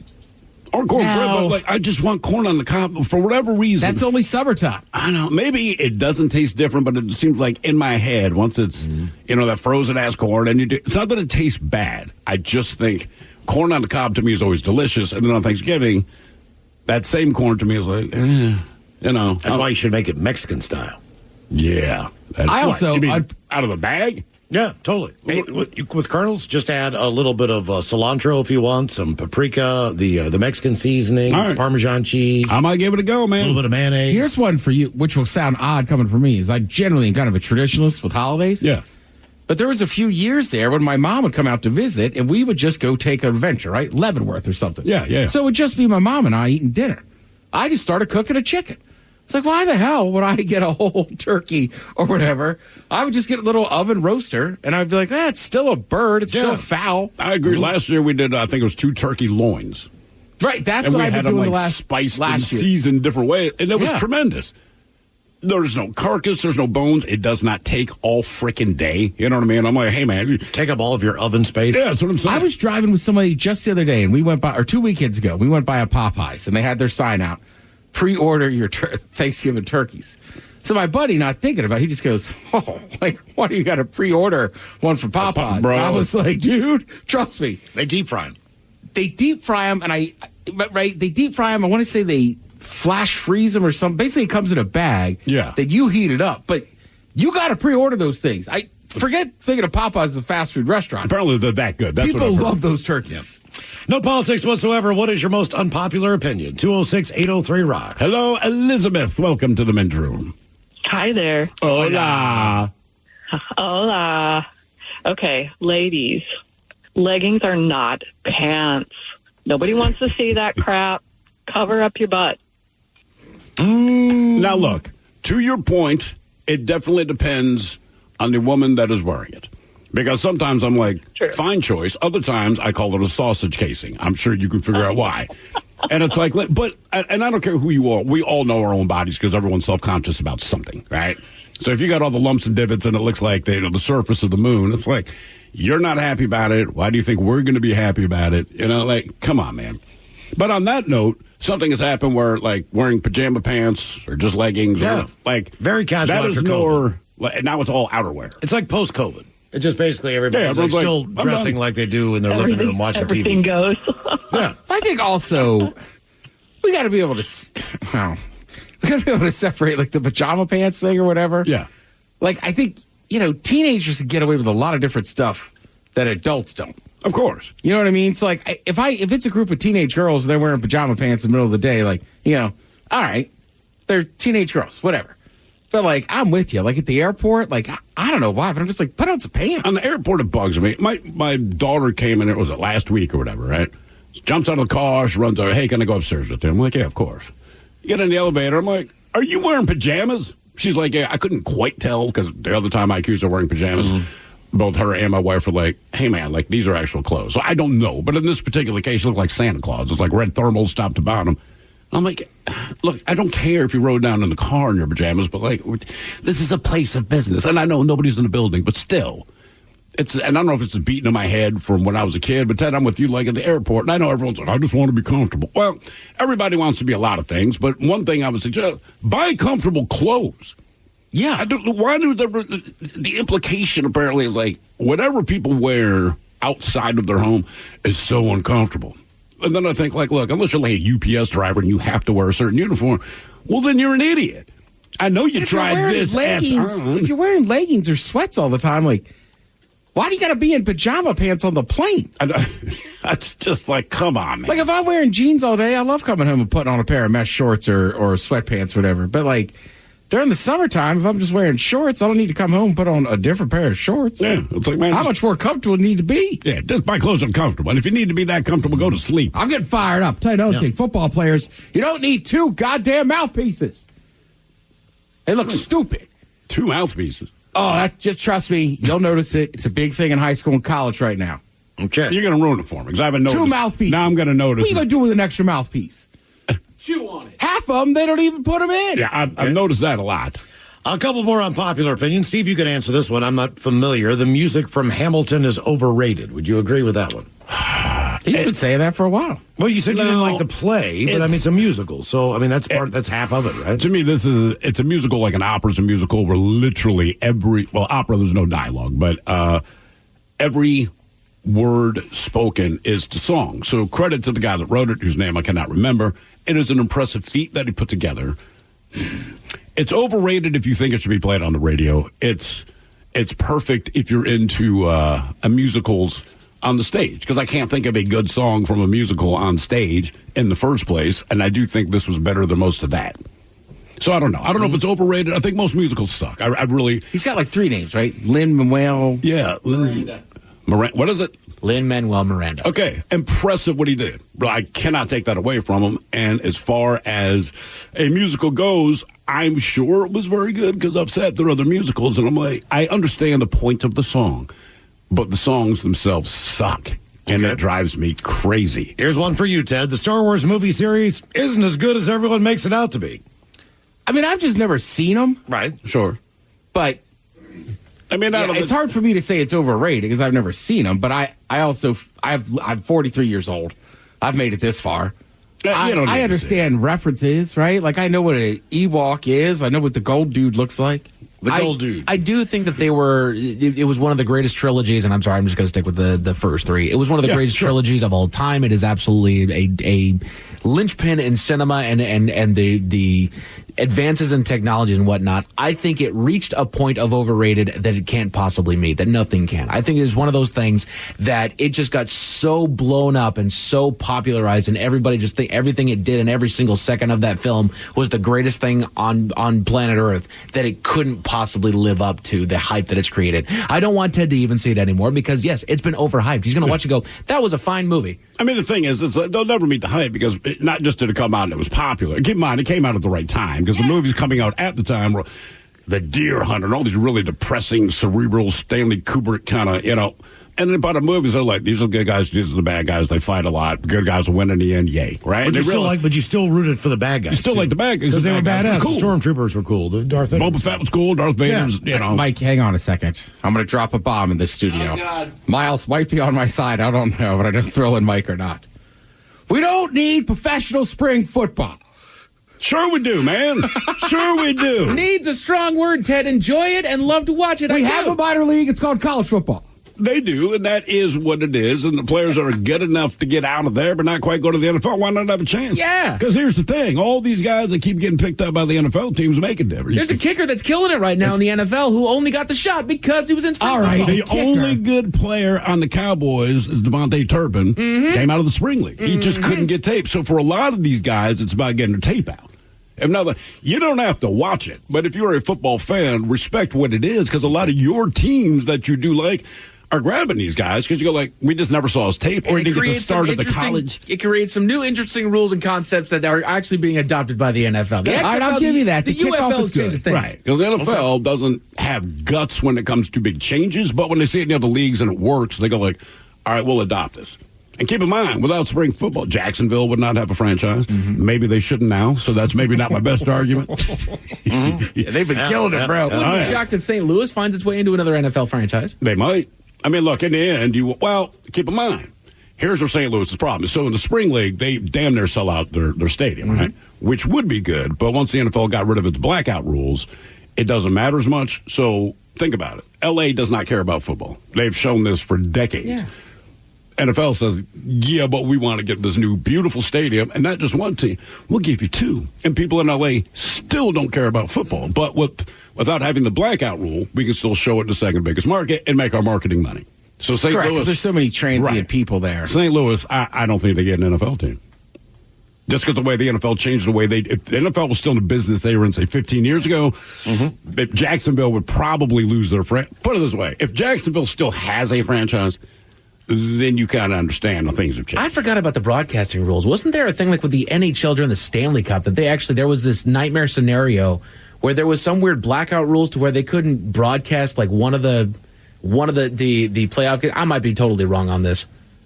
I swear there was it happened recently. Did it have something to do with it being in Canada or something? Yeah. There was something odd. The NFL blackout rule was just massive. Yeah. But the NFL, they have adjusted, again.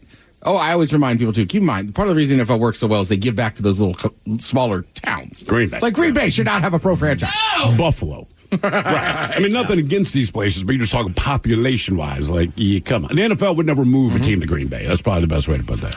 No politics whatsoever, but what is your most unpopular opinion? 206-803-ROCK. Ooh, just real quick, Ted. Somebody came back with a barb. Says, well, technically, we don't need pro football either. Yeah. All right. I do agree with this one. Raisins. Need is a strong word. I don't get the flyover. Raisins should be banned from the planet. I agree. It's no Raisin Bran. Raisin Bran is one place that they work. What about a yogurt-covered raisin? What about chocolate-covered raisin? No. I mean, there's Raisin Bran in the world of raisins, okay? You guys don't need straight-up raisins. When do they matter? So Raisin Bran, I understand. They matter in steak sauce and in Raisin Bran. Okay, as an ingredient, raisins are fine. You're right. You know, make it, put it in your steak sauce. Just to eat like my son on Halloween night, sitting there with his sister, and they're going through their bags, and basically he's trading his chocolate to her for her fruit candy, because that's how they break down. Then I hear him go, a toothbrush? Me and the wife kind of chuckle. Then I hear us, like, what was that, man? It's like, who gave me raisins? I'm like, you don't remember who gave you raisins? It's like, no, I don't want those. I'm like, because they're raisins. I love raisins. Really? How often do you just eat raisins? Bro, when we got them in school, when we got them Halloween, night, whatever, I would tackle those boxes. When's the last time you bought raisins? It's been a minute since I bought raisins. So you don't like them that much? It's okay. If they disappeared, would it crush you?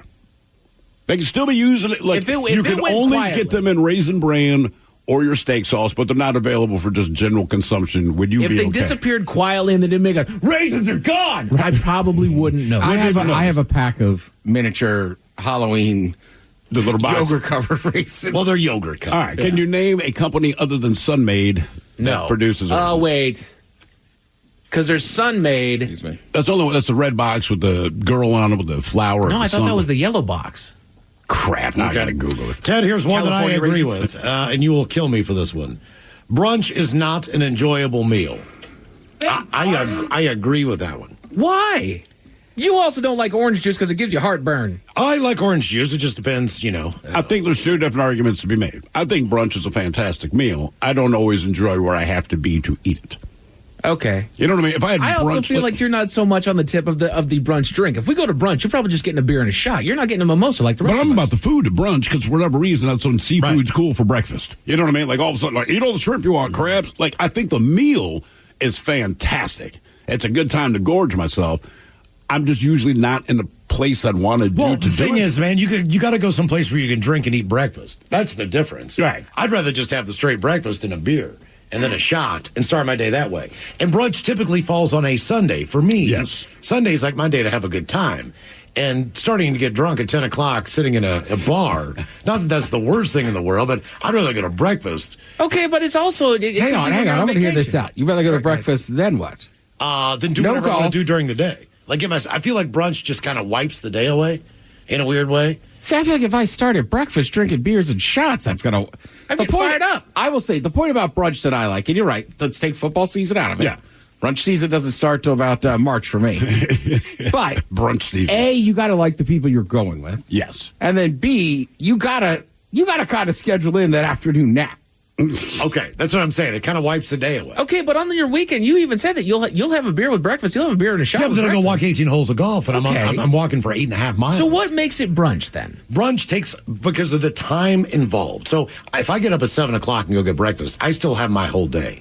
Sure. Brunch is like 10:30, 11. Okay, that's now fair. we're getting home at 2:33. Gotta be late I haven't got morning, my laundry early done. afternoon. I haven't gone to the grocery store. I haven't been able to get my crab done because the entire middle of my day is gone. I didn't go to the gym beforehand.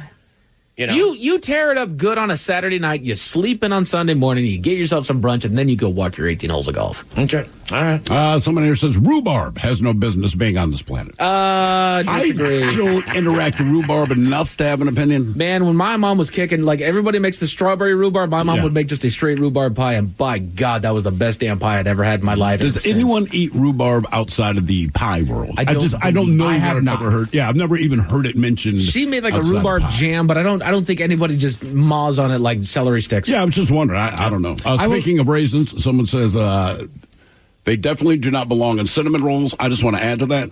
Or any kind of mayonnaise-based salad. Also stuffing coming up for Thanksgiving. Or come on, keep it out of it, man. Put that in. What are you doing?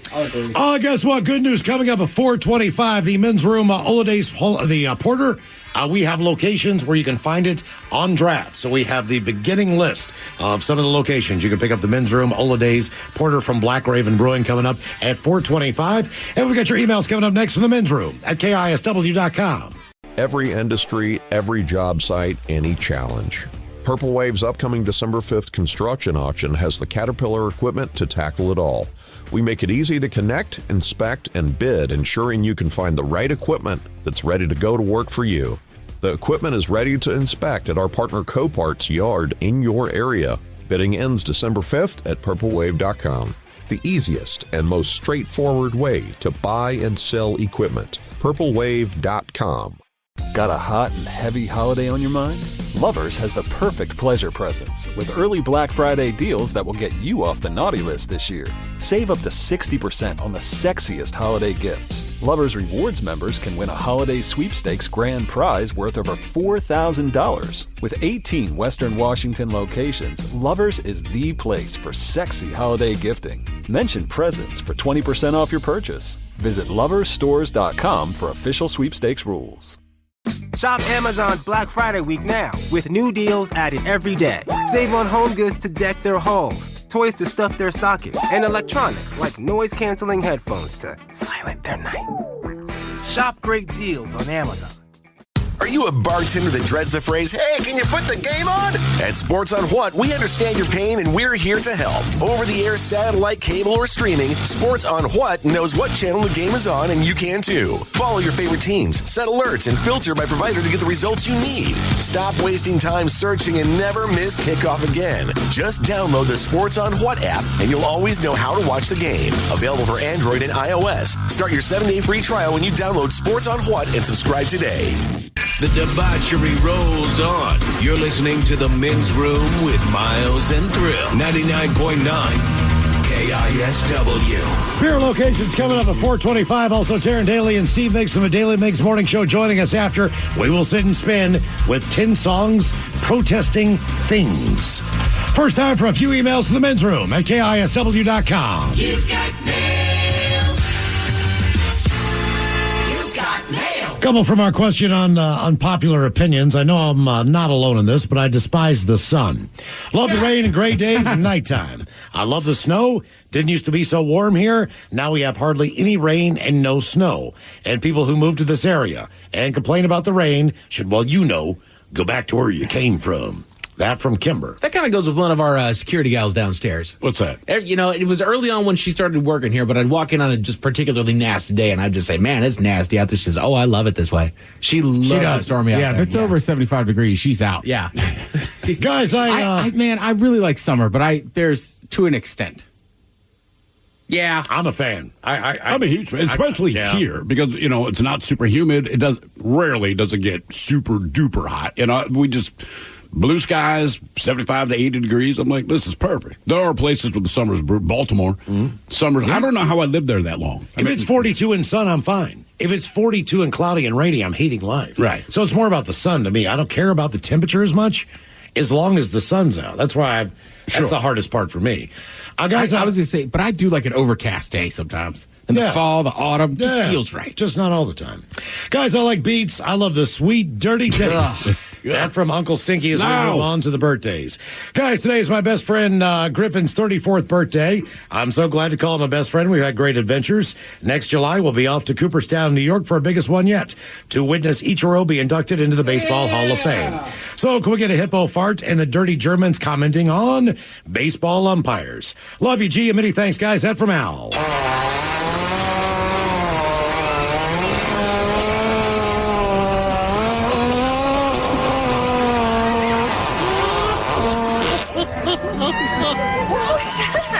Yeah, there are two things I particularly like about baseball umpires. One, they are already squatting down in the proper position. And two, they've done it before because they have the presence of mind to wear a mask.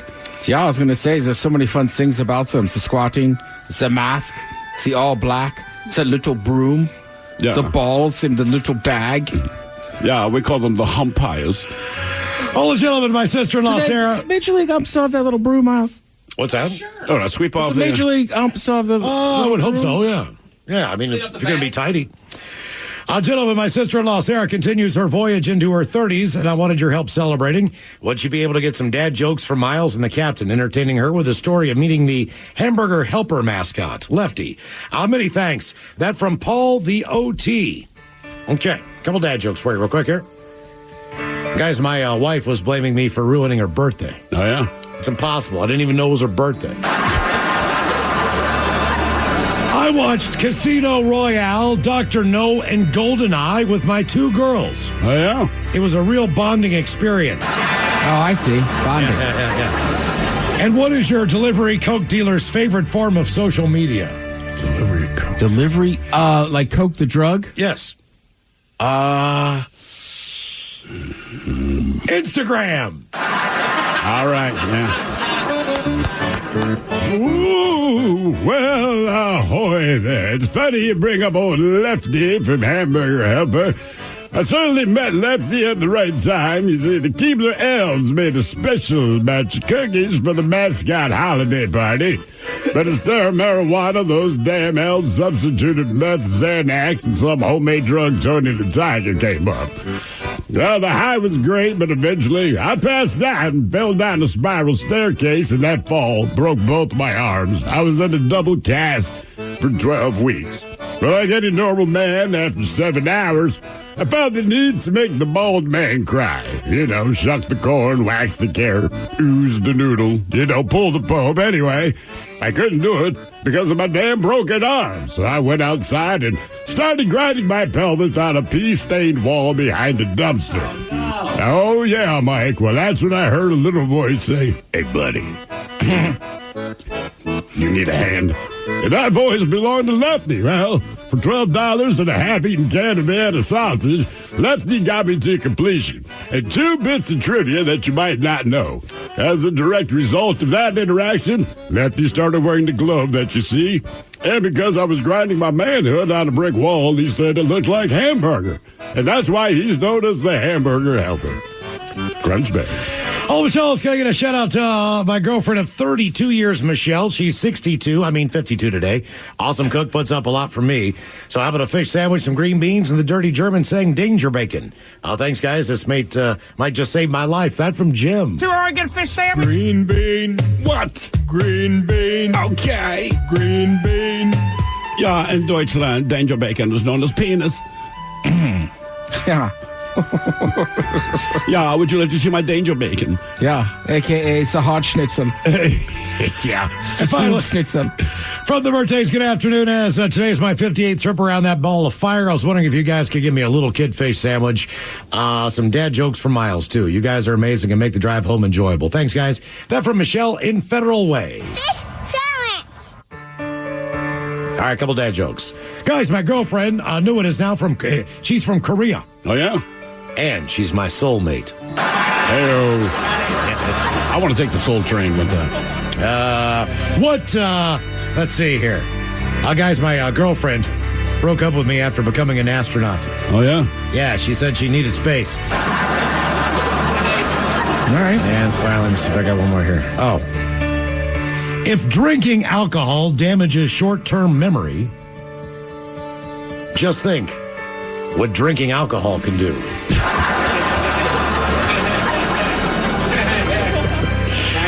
Yeah. All right, guys, here you go. Happy, happy, happy birthday. Happy, happy, happy birthday. Happy, happy, happy birthday to you, to you, to you. Ja, the Dirty Germans, brought to you by Men's Room Original Sausage. Available through Uli's World Famous Sausage, mensroomlive.com, and other fine retailers. Mmm, Schweinefleisch. Thank you, Mama. Guess what, guys?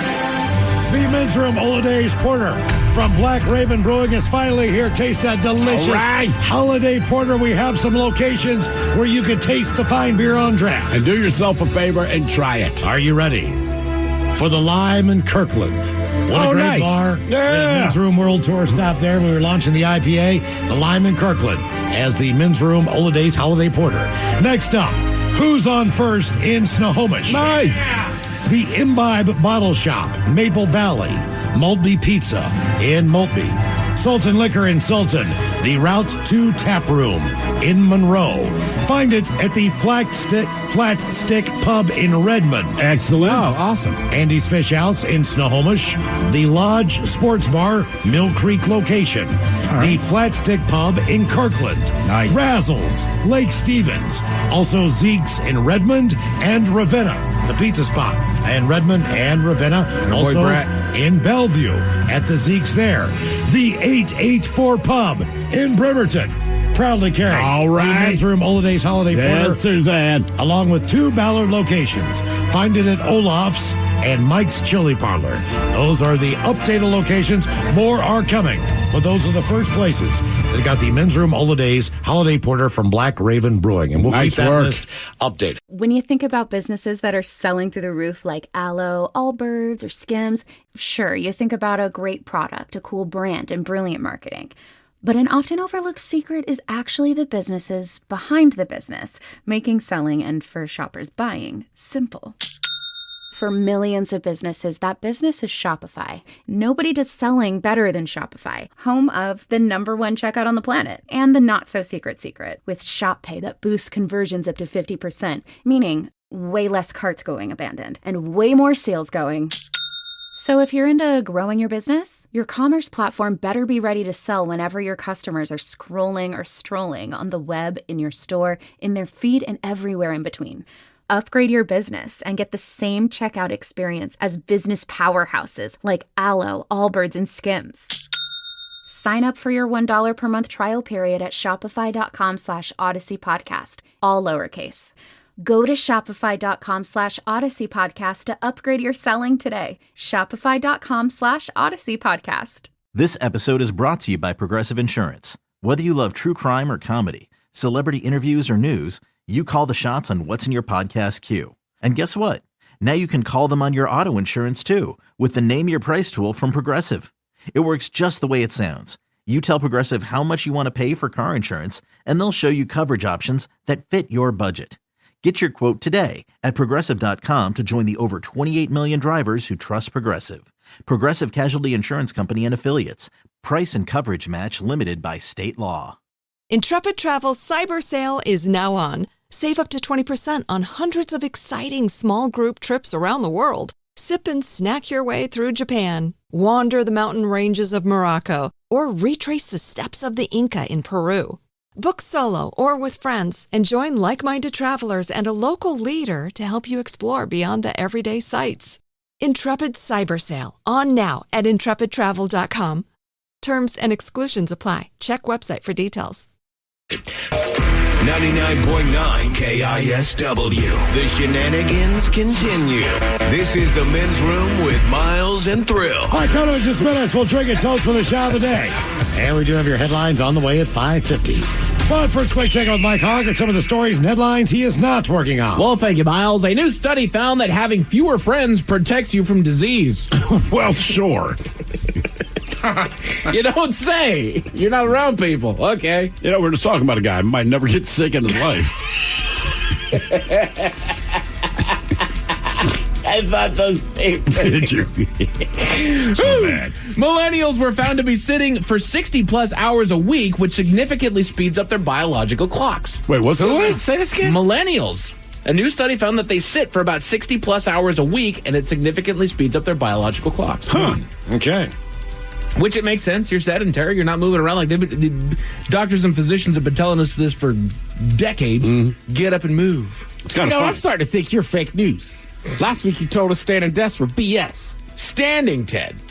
Got to go do a lap around the building like me from time to time. Yeah, Ted. Yeah. Mike's always walking around these the building. office workers. Yeah. You told them don't stand, but sitting speed up their clock. You got to get the medicine ball or the inflatable ball chair. I don't have a clock, so I'm fine. I don't have a clock. I didn't change the I battery. don't have a biological clock. Yeah, you do. Yeah, you do, bud. If you're alive, you have a biological clock. It's just your time But ticking. why do we only use it with women getting pregnant?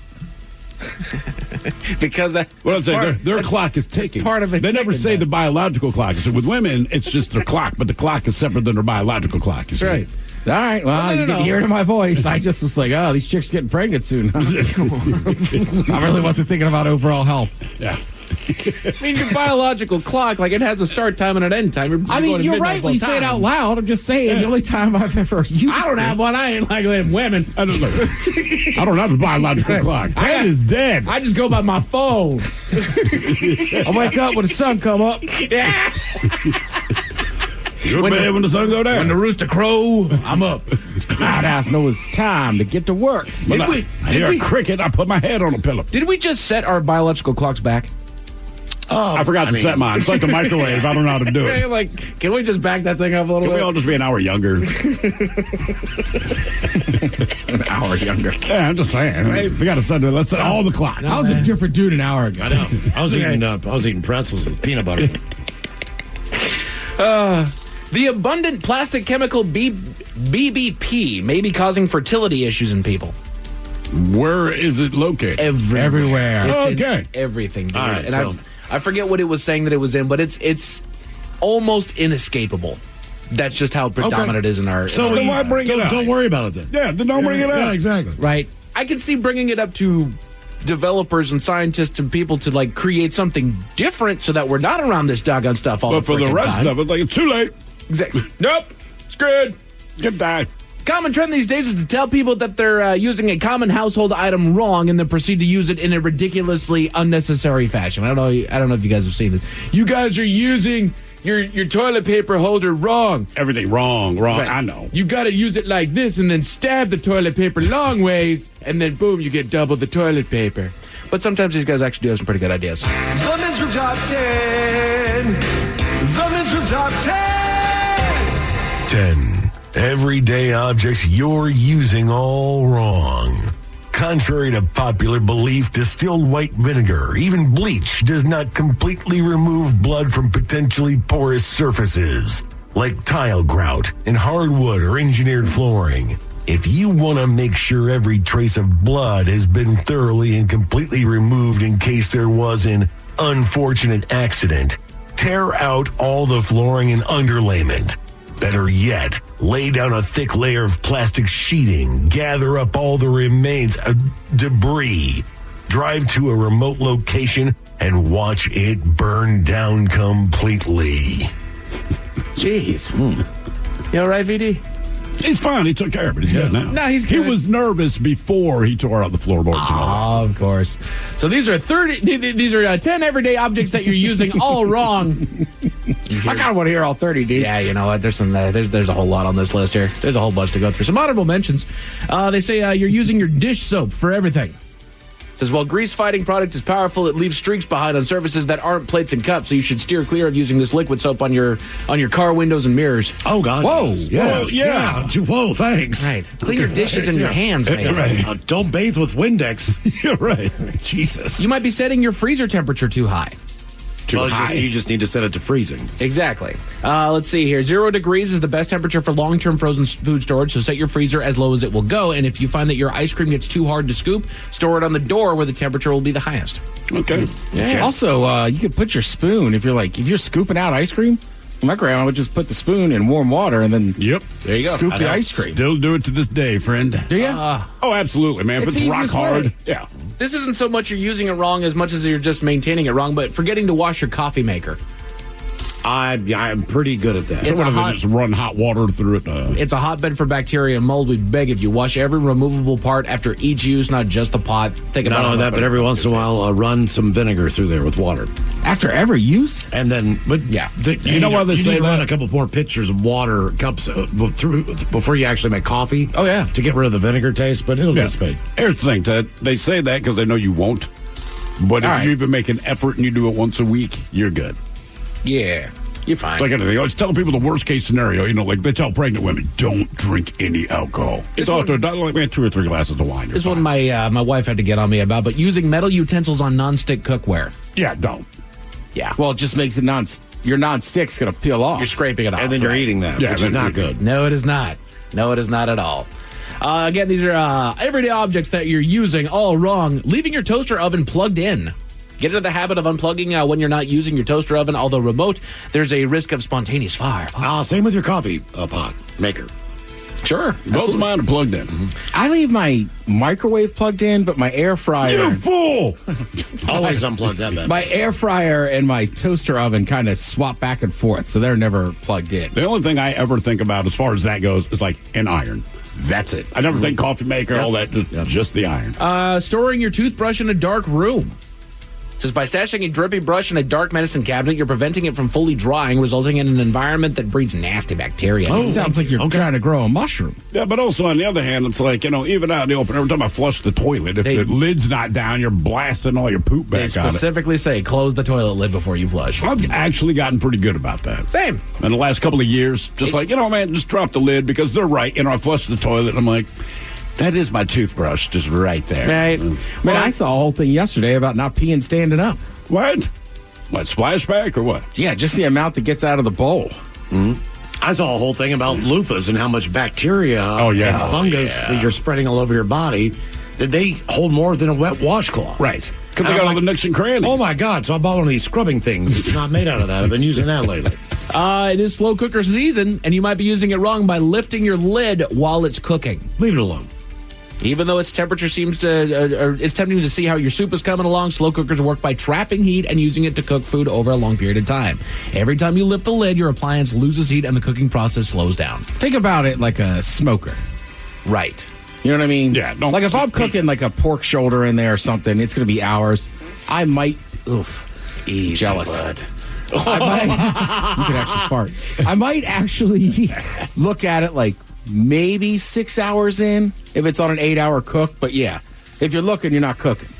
You might be using too much laundry. That's actually a really good phrase, Ted. Anything that rhymes seems to be a good phrase, right? If you're looking, you're not cooking. Yeah, but barbecuing's low and slow. Using too much laundry detergent. Again, these are objects that you're using all wrong that are everyday objects. No, it will make your whites whiter. Using too much and it might not rinse out of clothes.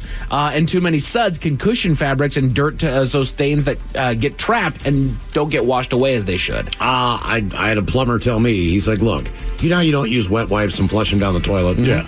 The same can be said for Tide Pods. Those plastic things get caught up in the filters and everything else and ruin your appliances faster. You might as well just use granular or liquid detergent. Yes. There was actually somebody I caught a video and they mentioned that we use too much detergent in our fabrics, and Tide Pods are a big issue of that. Yeah, absolutely. Because they just you don't need as much as is in there, and so we've actually switched to a granular. That's why I stopped using it and I started eating them. There you go. By the way, I like this. Someone says, "Look, coffee maker, microwave. They have clocks built in. I'm not unplugging them." And then just having to set the clocks every day. Yeah, I'm good. I'm good. You're right. That is such a frustrating process. Like, yes, I will take the fire risk over having to set that damn clock. And then I've had my microwave for a year and a half. It's still on military time. Attaboy. Ooh, military time. Let's go.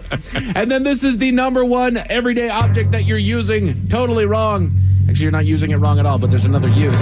But they say if you're struggling to open a key ring, no more broken nails. To add a key to your ring, wedge a staple remover's teeth between the coils and then clamp down to separate them. A new key will then slide on easily. As I know a woman, you can just use her mouth, if that's what I'm talking about. Damn. Dude, seriously, she opens her mouth. I'm like, she could remove staples. Here, bite down on this. I need to put a key on it. 4 men in Illinois committed an armed robbery, but what they stole is rather ironic. What did they steal? Tell you all about it at 5:50. Thank you, sir. Headlines are coming up at 5:50. In the meantime, let's get a contestant on the line for Profile This at 206-803-ROCK. All right, have we made it to drinking time? Looking to turn up the heat in your relationship this holiday? Lovers has the perfect pleasure presents with early Black Friday deals that are as nice or as naughty as you are. Save up to 60% on the sexiest holiday gifts. Lovers Rewards members can win a holiday sweepstakes grand prize worth over $4,000. With 18 Western Washington locations, Lovers is the place for sexy holiday gifting. Mention Indulge for 20% off your purchase. Visit loversstores.com for official sweepstakes rules. Every industry, every job site, any challenge. Purple Wave's upcoming December 5th construction auction has the Caterpillar equipment to tackle it all. We make it easy to connect, inspect, and bid, ensuring you can find the right equipment that's ready to go to work for you. The equipment is ready to inspect at our partner Copart's yard in your area. Bidding ends December 5th at purplewave.com.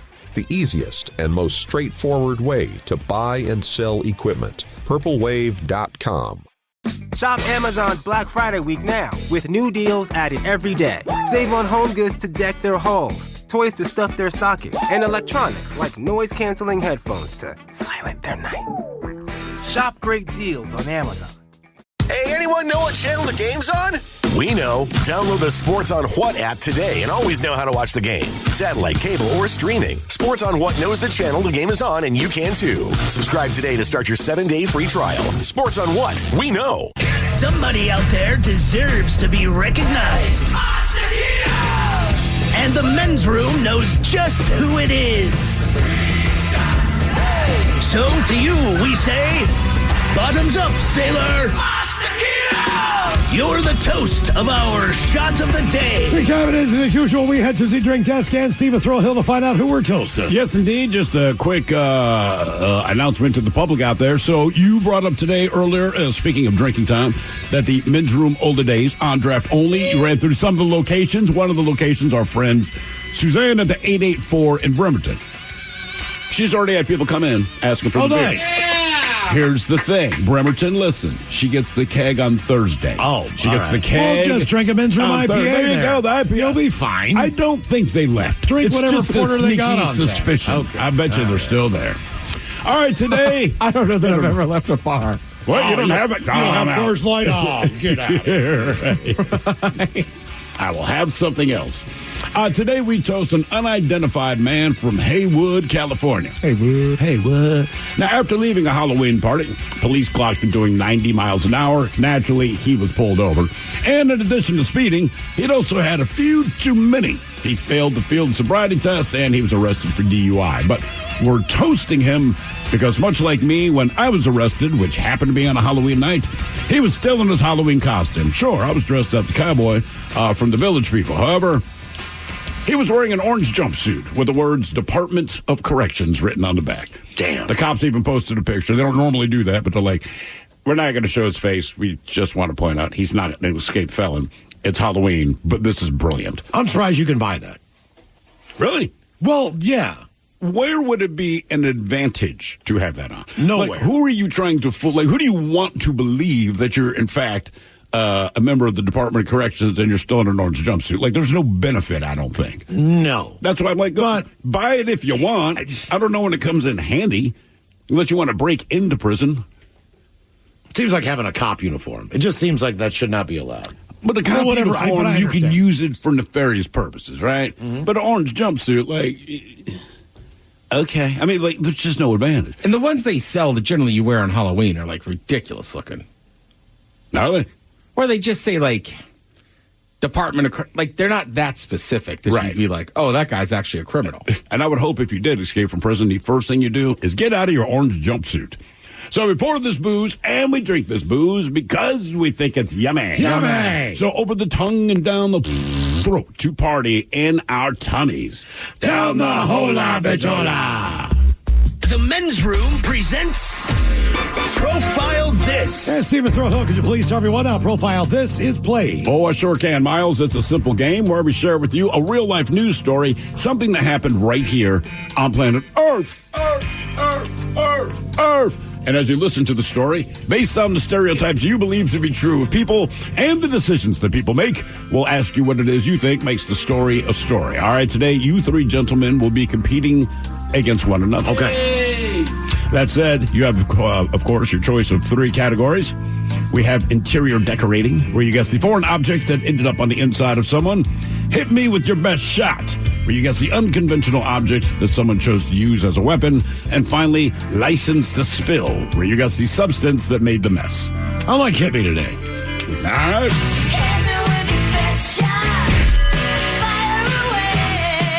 All right, police in the Boston area. They're looking for a guy who went to a corner market earlier this month, grabbed an item from the fridge, and then hurled it at the cashier. Now, the guy apparently got upset because the cashier asked to see his ID before selling him a tobacco product. Don't know what the tobacco product was. Another customer witnessed the assault and told the assailant to chill out. But then they started fighting. And that's when the food thrower pulled out a pocket knife and threatened the other customer with it. So the cashier and the customer, they were able to get the bad guy out of the market, lock the doors, and call the police. By the time the police arrived, bad guy disappeared. The good news, no one was injured by flying food or the pocket knife. But the question is, what did the guy pull out of the freezer and throw at the cashier in the first place? Was it a bag of ice? Was it a Hot Pocket? Was it a pint of ice cream or was it a frozen burrito? So bag of ice, Hot Pocket, pint of ice cream, or frozen burrito. What did this guy decide to throw at the cashier? Who had the audacity to do their job? I'm feeling a pint of ice cream on this one, Miles. Pint of ice cream for Mike. Yeah, I'm kind of with Mike because I feel like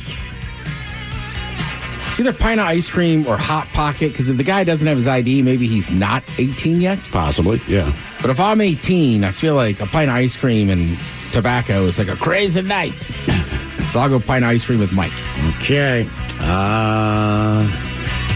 God, I so want it to be a Hot Pocket. I'm going Hot Pocket. Hot Pocket. What did he throw at the cashier? A bag of ice, a Hot Pocket, a pint of ice cream, or a frozen burrito? We'll find out next. That was a tease. 99.9 KISW. We return to the men's room with Miles and Thrill. Categories, hit me with your best shut-up profile. Let's get Boston police looking for a man who threw a frozen food item at the cashier. Then when a customer tried to intervene in the ruckus, they got into a fight as well. Question is, what did he initially throw at the cashier? A bag of ice, a Hot Pocket, a pint of ice cream, or a frozen burrito? Well, let us start with our very own Mike Hawk and D. Ted Smith. You went with the old pint of ice cream. Yeah. I'm afraid it was not a pint of ice cream. Miles, you said, I hope it's a Hot Pocket. I do. And you got your wish. Why waste the Hot Pocket? You might not be able to buy the cigs, but still buy the Hot Pocket. Get a Hot Pocket, man. Jesus. Come on. Now for all TV news all the time, it is time for TV Time with Ted. And now, because your pathetic life is confined to countless hours in front of a talking box, the Men's Room presents TV Time with Ted. All right, your choices today. You got Seth Meyers, the Jimmys, Fallon and Kibble, Tomlinson, Taylor, Stephen Colbert, Ted Smith. Is it Ted or is it late night? It is right to the title. These guys have teams of talents and writers something come up with monologues each and every night. It is up to you to determine, is this an actual late night joke and from whom, or could it be a The Ted Smith original? Warner Brothers has announced a Game of Thrones movie. A movie. So it'll be about 20 minutes shorter than a normal episode of Game of Thrones. Ted Smith. Fallon. Warner Brothers is working on a Game of Thrones movie. Yeah. A movie, so it'll be about 20 minutes shorter than a normal episode of Game of Thrones. I'm excited. Around 1 in 4 adults dressed up for Halloween this year. Around 20% of them said their costume was scary. 13% of them said their costume was sexy. And for a lot of people, your sexy costume was scary for us. The Ted Smith, yes. Yeah, thanks. It's a damn good joke. The restaurant chain TGI Fridays over the weekend filed for bankruptcy, and man, that is going to change the way people give directions in your hometown. Yeah, just go down here and take a left where the TGI Fridays used to be. Well, that's either Myers or Colbert. I'll say Colbert. Colbert. Myers. Damn it. The restaurant chain TGI Fridays over the weekend filed for bankruptcy. Man, that's going to completely change the way people give directions in your hometown. Yeah, just go down here and take a left where the TGI Fridays used to be. TGI Fridays filed for bankruptcy. The CEO was like, we may have popped our last jalapeno. Colbert. Fallon? Fallon. Some business news here. TGI Fridays just filed for bankruptcy. Oh. Yeah, that's right. The CEO is like, we may have popped our last jalapeno. Phil, at a place we like to go, what sandwich do me and you both agree on? Say that one more time. There's a bar we like to frequent. What is the sandwich we both agree on? Oh, the blackened chicken sandwich. Right. So Every whenever time. I think about Fridays, again, my brother worked there for years. We thought he was the coolest guy. He was a bartender at Fridays. But I would get the same thing. Order chicken wings, or if I took a buddy like Miles with me, we'd get a 3-for-all, then the blackened chicken sandwich. Oh, yeah. I'm telling you, man, it's always good. Can't go wrong. Let's see. You guys, when you watch shows, right, you see sometimes that they use actual homes. Yeah. Right? So for Breaking Bad, everybody knows the house that Walter lived in, right? Yep. That's the famous one that had the pizza thrown on the roof, this and that. But there's also a couple seasons where Jesse Pinkman actually buys like a really nice home or like almost like a mansion. And Mike, I forget, what was it, like in his family or something? Yes. And it's like his It was grandma's. his grandma that owned it. She passed away and then left it to him. Right. So that's his house and this and that. So they found the lady that owned that home. So the first clip we're going to play is her talking about how much she got paid for it. My name is Christine Brennan, and I used to own Jesse's Mansion from the Breaking Bad series. Thought we were going to cook here. No, we're not going to cook here. Okay, this is my house. If they needed to come into the house, they would pay me $500 for the day. If they filmed, they would pay $2,000 a day. Okay. And then if they don't film any more than 14 days, I don't have to pay income taxes on it. At that point, my son was in high school, and I was able to buy him a car. Yeah. Good for her, man. Why not? Right? Not a bad deal at all. Now, I think the really more interesting part here that Michael like, if you watch the show, you'll remember there is some very tense scenes because they do end up cooking meth in the basement. Okay. A few other things happen in that basement. I don't have to say spoiler alert. That show hasn't been on the air in years. Yeah. There might be a death or two in the basement. I don't know. These things happen. But well, I'm saying, look, if you're running a meth kingpin operation, there's going to be some deaths, right? So you said, I'd be a full-time criminal, but I'm bad at violence. It's an occupational hazard. Yeah. But there's some very tense scenes where they're down there cooking and people come by to see the house. So it's interesting, listen to her. She actually owned the house, and turns out they were not prepared for her to move. Vince Gillingham was not real happy with me when he found out that I was selling the house mid-season. Was there, by any chance, scheduled for this afternoon, an open house? He had already envisioned what the next season was going to be like, and he had to rewrite the script so Jesse's house would be sold in case the new owner didn't allow filming, which resulted in Jesse having to move elsewhere because the buyers were going to be in the process of remodeling it. So you moved the garage. That's bold. Mother's idea. So wait a minute. That whole bit about him getting the house was because she was legitimately selling the house and they didn't know if they were going to be able to keep it. Correct. Isn't that That's wild? insane. That's funny. Because it's such a big part of that season that house is being sold. And that was a great episode that they had to dodge the people that were checking the place out. It's unbelievable. That was amazing. When I heard that earlier today, I was like, no, S. That's just because it's her home. And she's like, hey, I'm going to sell it. And then you can't blame the new people. Like, I'm sure you want, an extra $2,000 for them to film. But Justin just want to get into your house. Right. And look, I don't know what housing prices are in Albuquerque, but Michael attests the house is, she called it it's a big house. So it's like, yeah, if you're going to remodel that thing, when you get in there, probably like, well, screw it. I don't care. The flip side of that, though, is, and Mike, you know this now, like, when you buy the house, you're about as broke as you're going to be. Oh, yeah. When you close, you kind of go, babe, look, man, they're going to give us $2,000 a day to recoup some of this. I mean, your closing costs, all that crap, you know what I mean?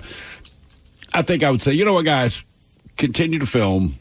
I'll take them and kind of pad myself a little bit, right? Because we just took a big hit by buying it in the first place. The flip side is my wife, knowing how she is, like, no, man, I want to get my damn house. I want to paint some walls after that. Well, it's kind of funny, too. Like, again, they were filming The Wire when we were working in Baltimore. Yeah. Right? So I have that famous story about seeing Idris Elba just kind of sitting in a stairwell, and I just yelled, Sugar Bill! Right? And he kind of said, what's up? But also, me and my buddy one night, we may have had a few adult beverages. So if you ever watched The Wire, they'd always hang out at Orlando's, which was a strip club. But Orlando's was an actual strip club and not the greatest part of town. So I remember we were down there and they're filming. We can't go in the strip club. And God, this sounds so terrible. I want to say we're wearing fake chains. We look like idiots. Right? But we were sitting there and we kept saying to the guys, you got to get real Baltimore people on. And finally, after a while, they were like, fellas, we have real actors. And basically one guy was like, he didn't come out and say it, but he's like, you two aren't what we're looking for. I see. You don't. I don't put this kindly, my white friend. The visual doesn't quite match. Correct. He doesn't need two drunk white guys in fake chains for his scene in The Wire. I appreciate the look out, but we got it. Yeah, exactly. A lot of action today in the world of TV, and a lot of people are talking about it and this and that. Now with them, hey, we got action back.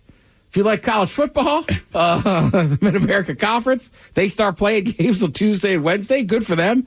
You know some of the schools, but they're just like, look, we're not a Power 5 school.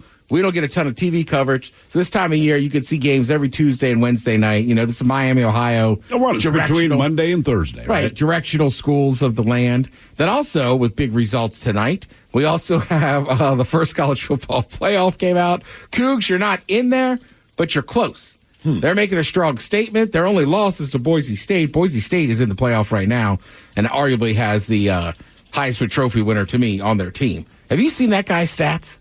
No. For Boise State? No. Oh, my God. He has more yards and touchdown than Florida State does as a team. Jeez. Okay. Wow. Yeah. You don't see Boise State a lot on TV, but he is unbelievable. They were on Friday night. They were. And I watched a little bit of it. It was already a blowout. He's so good that I just left it on as I just wanted to watch him play. You know, sometimes you see those guys. I always tell the story about Shaquille O'Neal. Like, I remember my brother coming upstairs, and he's like, you got to come down here and watch this basketball game. LSU's playing somebody. And I said, what? You know, like, I'm a kid, so I'm playing with something. He's like, get downstairs. And I remember we sat there, and it was just shocking to see a guy that big and athletic. Yeah. So I would say, same with this guy at Boise State, Genty, I think is his name. He's just a beast, man. He's super good. Reggie Bush was one of those players, right? Even if you didn't like SC, at that time, Reggie Bush was such a dominant player. You wanted to watch him play. I mean, hell, for sure. Tim Tebow. I have a lot of thoughts on Tim Tebow, but Tim Tebow, as far as college quarterbacks go, is inarguable. Top 5. Yeah. You know? Won a national championship. I think he won 2. Did he win 2? I think you're right, man. I think he did win 2. Yeah, they were pretty good. Obviously, today is election party. Some people do watch parties like they do the Super Bowl. Has anybody here ever been to election watch party? Yes. I mean, I've been at a bar. Correct. But no, I've never been like someone's home. I was never invited. No, same. So I got to be a little political here, but I will just say I went to one once. There was a lot of champagne, right? Right. Our show's on until 6 p.m. By the time me and my buddies show up, the person they wanted to win was clear was not going to win. Oh, so all the champagne they had is just... So all the champagne's in the fridge. Now, the buddy I showed up with is not much of a drinker. All right. Right? But, like, we're kind of joking. We're like, man, I can't believe it's going this way. We show up. You could hear a pin drop in this room, right? There's appetizers out. There's all this champagne. People are not happy. Right? And my buddy, again, who's not a drinker of all people, he just looks at me and goes, well, we should have some whiskey. Okay. And we both poured, a couple fingers of whiskey, and we sat there and drank it. The night kept going worse. We had a couple more whiskeys, and finally he's like, well, I think we should leave. To this day, I wonder when that champagne got drunk. Got popped? Yeah. It's people will drink when they're upset, but it never seems to be champagne. At a Super Bowl party at my house years ago, and it's when the Hawks lost in the Super Bowl to New England, okay? And I want to say Jeets was there. And Jeets showed up with this big-ass bottle of champagne. Because the Hawks, they were hot, right? The game goes how it goes. I remember Jeets, he almost played like the sad trombone music, sorry. And so he's leaving, and I'm like, hey, bro, man, do you want your champagne? Because, like I said, it's a big-ass bottle. Nah, man, I don't want it anymore. But he wanted whiskey. So I'm like, all right, so Jeets, if you're listening, about a week later, I popped that bitch open and chugged it. But well, that's kind of the issue, right? Because, if your team's in a championship, generally you got to have the champagne already. Right. But if you lose, whether election, sports, or whatever, I'm with you. I think there has to be a built-in grace period before you could pop that champagne. You know what I mean? You can't just be like, screw it, we lost, let's have it. It doesn't taste but some teams, maybe they had a chance, and they had 50 bottles of champagne. 5 years go by, and they win it. Now you've got really good aged champagne ready to pop. The champagne aged? I don't know. Yeah, honestly, I have no idea. I'm assuming it's still just making good. himself feel better. Right, exactly. This is 2012 Brute. Great, because that's the last time my team won anything. Right. Yeah, when the Sounders won their first title, it was easy to go acquire champagne. As I lived at Belltown, we just walked downstairs and bought some. But I don't know. I have some people like, it's bad luck. And it's like, well, if you're expecting to win, you should buy it.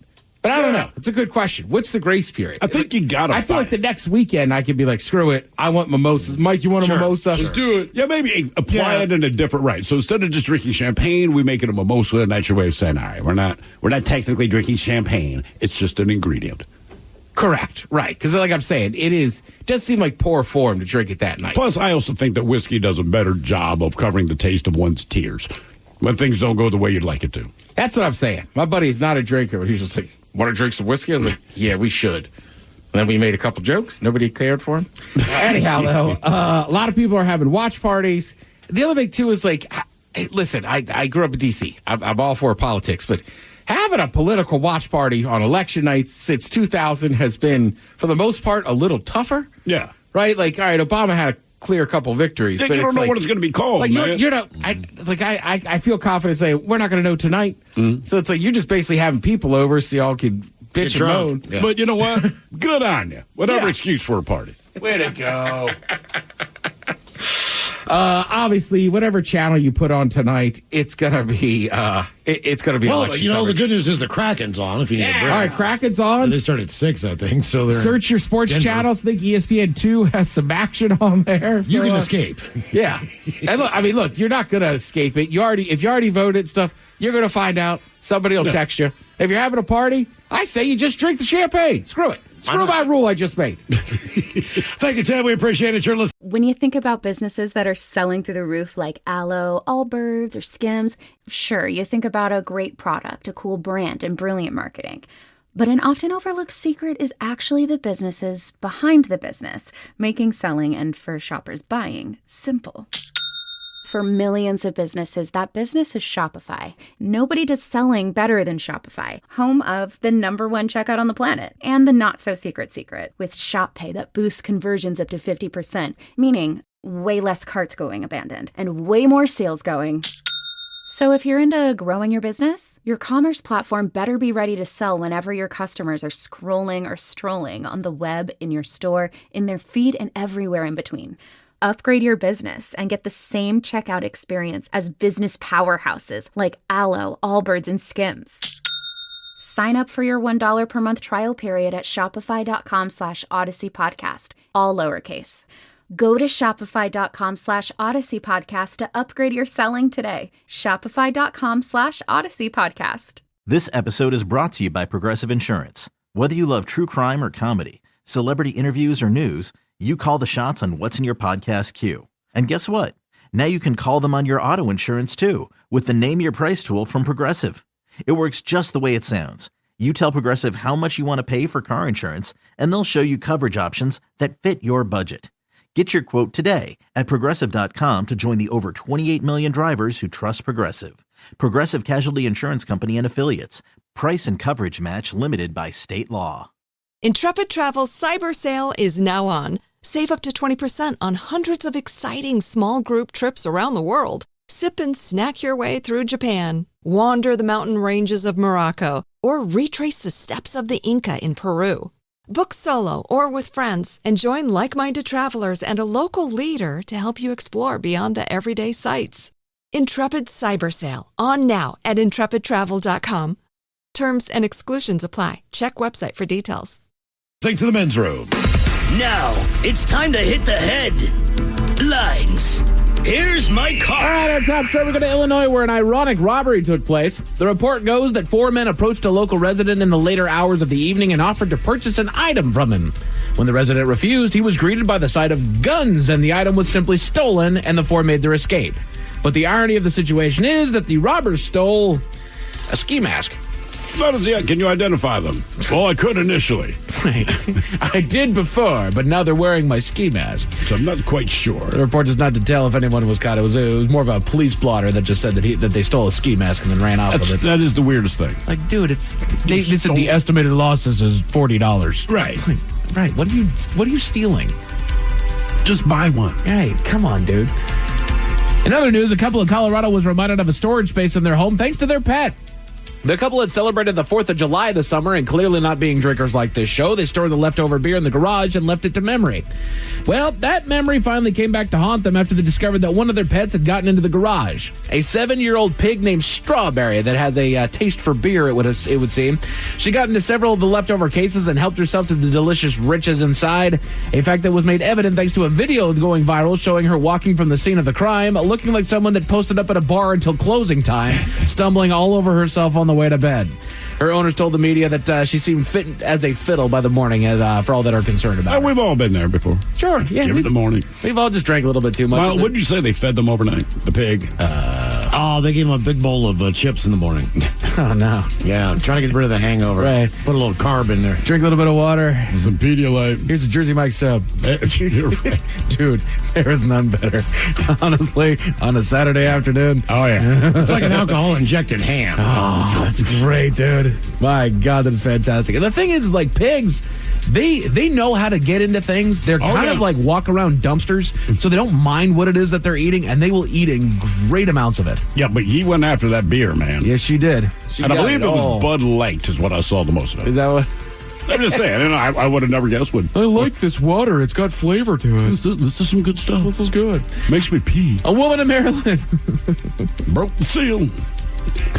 A woman in Maryland sought some answers after her water bill came back a little high.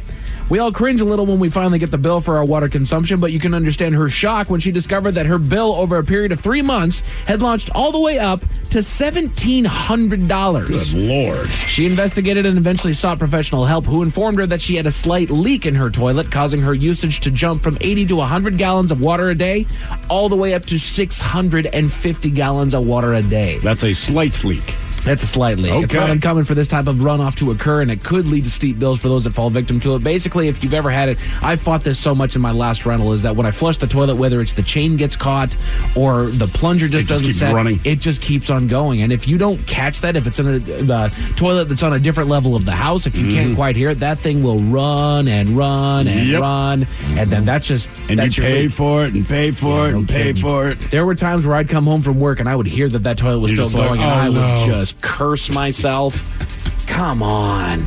But just in case those stories left a bad taste in your mouth, Thankfully, there's good news. we go to Miami Beach, where a hobbyist did some good. While out diving in the water with a metal detector, our hero happened upon some treasure, a ring, which is really what anybody would like to find while they're out there doing that. Right, it's not like the ultimate thing. Exactly. Cash in.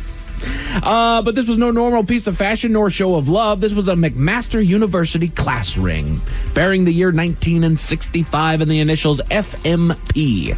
Wanting to do some digging of a different nature, he got in touch with the university's director of alumni engagement to do some research on who the owner could be, eventually finding their man. He's an 85-year-old alum that had been out for the day at the beach with his family when his son managed to slip the ring off of his finger after he helped him up and out of the water. He fell over. He was playing in the waves or whatever, and he fell over, so he's helping him up, and the kid slips the ring off his hand there. They did search for it for a while, but to no avail, and the ring was lost to history back in 1977. Damn. And it's now been returned with its owner.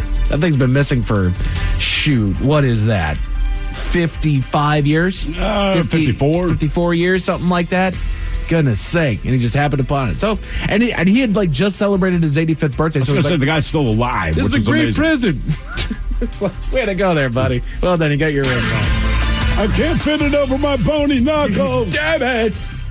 Men's Room Sports. You got some college football on ESPN and ESPN2. College hoops over on Big Ten Network as the Huskies are in town hosting UC Davis. And then you got your Seattle Kraken. They're looking to get out of the losing streak as they go to Colorado to see if they can best the Avalanche. Puck drops at 6 p.m. on Kong and on Amazon Prime. As far as your weather, we've got some clouds moving in to make for an overcast night with a low of 41. As far as tomorrow, they're expecting things that will open up a little bit more, but clouds will still be persistent with a high of 54. But plan for a cold night tomorrow night. Be ready for that.